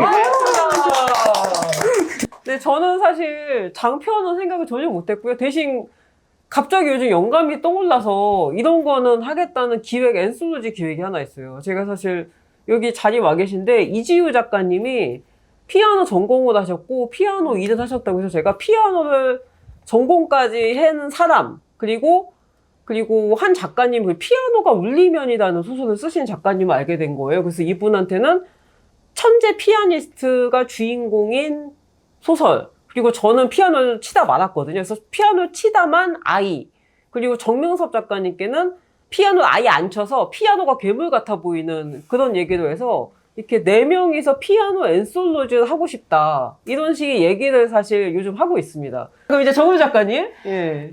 네, 저는 이번에 발표한 것이 쓸데없이 까칠한 너의 이름은의 1악장이라고 생각을 하고 있고요. 2악장, 3악장 혹은 4악장을 통해서 아랑이와 요한이 이야기를 진짜로 한 번 더 해보고 싶은 마음은 있어요. 네. 그럼 저희 엔솔로지 2악장을 싣는 걸로? 좋습니다. 네, 감사합니다. 네, 이렇습니다. 그럼 이제 또 질문 하나 더 받아보죠. 혹시 질문하실 분? 작가님들이 특별히 최애하는 곡? 저는 그러니까 개인적으로 요즘에 한 노래를 계속 한 가수의 노래 듣거든요. 저는 개인적으로 좀 장범준 좋아해가지고 장범준의 그 가사를 좀 좋아해가지고 계속 좀 듣고 있고요. 예, 그리고 한때 그 MC 서맥스를 되게 좋아한 적이 있어서 일본풍의 노래거든요. 그 엑스제팬 노래도 많이 번안해가지고 리메이크해서 부르기도 하고 그래서 그렇게 한 가수의 노래를 한 음악 판다 이렇게 해서 그렇게 좀 듣고 또 모으기도 하고 그렇게 하니까 전 거의 다 대중적인 음악을 좋아하고요. 다만 제가 다니는 교통방송이 청취층이 좀 높다 보니까 의도치 않게 그 트로트를 많이 듣고 있습니다. 지원이라든지 근데 뭐 이런 것들을 좀 많이 듣고 있어서 근데 생각보다 장르가 내가 안 듣던 장르들도 좀 들어보니까 그 트로트도 굉장히 매력 있어요. 그래서 그런 것도 좀 많이 들어보고 있습니다. 팝음악 좋아하고 사실 제가 10대 때는 이제 중2병이 좀 되게 심했기 때문에 그리고 그때 사회적으로 좀 그런 분위기였어서 10대 때는 제가 우리나라 가요를 되게 무시했었어요. 다 베낀 거고 다 별로고 그런 식으로 되게 얕잡았었는데 이제 와서 이제 저는 방탄소년단을 너무 사랑하고 있고요. 예, 방탄에 내년에 이제 돌아온다고 해서 이제 저는 컴백을 기다리고 있습니다. 그리고 그거랑은 또 별도로 요즘 그레고리안 성가를 듣는 취미가 약간 생겨서 이제 최초의 오페라를 만든 수녀님이 있대요. 그래서 힐데가르트, 역시 힐데가르트 폰 빙엔이라는 되게 카톨릭에선 성녀로까지 추대된 그런 수녀님이 있는데 그분이 작곡을 그 중세 음악을 막 만들어서 운전할 때마다 중세 음악을 들으면서 가고 있는데 굉장히 웅장해지고 마음이 이렇게 깨끗해지는 그런 게 있습니다. 네, 애플 뮤직에 다 있어요. 예. 지금 이 얘기를 듣고 나니 제가 요즘 듣는 음악을 말하니까 약간 창피해졌는데요. 저는 굉장히 평범하게 K-POP 데모노터스 OST를 무한 반복해서 듣고 있거든요. 요즘 그래서 그 중에서도 특히 좋아하는 거는 저는 헌트릭스보다는 사자 보이스의 소다팝을 더 좋아합니다. 그렇죠. 그래서 소다팝. 소다팝. 예, 차은우 가고 춤춘 거 굉장히 열심히 보고 있고요. 예, 저는 사다 보이스의 소다팝입니다. 네, 그럼 마지막으로. 저는 우선 클래식 음악을 많이 들어요. 많이 듣고 있는데 우선 어떤 작곡가의 특정 작품이라기보다는 저 같은 경우는 어떤 연주자를 좋아하는 편이에요. 그래서 가령 많이들 아시는 이문찬, 조성진 이런 분들이 가령 쇼팽의 피아노 협주곡 1번을 둘이 다 연주한 것이 있어요. 그러면 저는 이분 것도 들어보고 저분 것도 들어보고 이런 식으로 듣는 걸 좋아하고요. 아까 질문 주신 것처럼 제일 좋아하는 작품은 바흐의 골드베르크 변주곡이라는 그 피아노 작품인데요. 원래 피아노를 위해서 쓰여진 작품은 아닌데 그 시절에 피아노가 없었거든요. 근데 그 작품을 글렌 굴드라는 캐나다 피아니스트가 녹음한 것을 유튜브에서 누구나 무료로 들어보실 수 있어요. 그런데 재미있는 점, 그리고 제가 정말 그 음악을 좋아하는 것은 글을 쓸 때 혹은 공부를 할 때 무언가에 집중하려고 할 때 저는 그 골드베르크 변주곡을 글렌 굴드가 연주한 것을 들으면 참 집중이 잘 된다는 그런 느낌을 받았거든요. 근데 또 재미있는 점은 청년 글렌 굴드와 노후의 글렌 굴드가 똑같은 작품을 그러니까 젊었을 때와 나이 들어서 연주한 것을 모두 다 들어보실 수 있어요. 그래서 이것들을 골라서 오늘은 청년 글렌 굴드, 오늘은 할아버지 글렌 굴드 이런 식으로 틀어놓고 이제 글을 쓰거나 일을 하거나 하곤 합니다. 네. 네. 갑자기 너무 수준 높은 대답이 나서 약간 당황했습니다. 네. 아니십니다. 그러면 지금까지 저희 쓸데없이 까칠한 북토크였고요. 차례도 차영민, 이진, 조영주, 그리고 정은주 작가였습니다. 지금까지 함께해 주신 여러분 감사합니다. 감사합니다.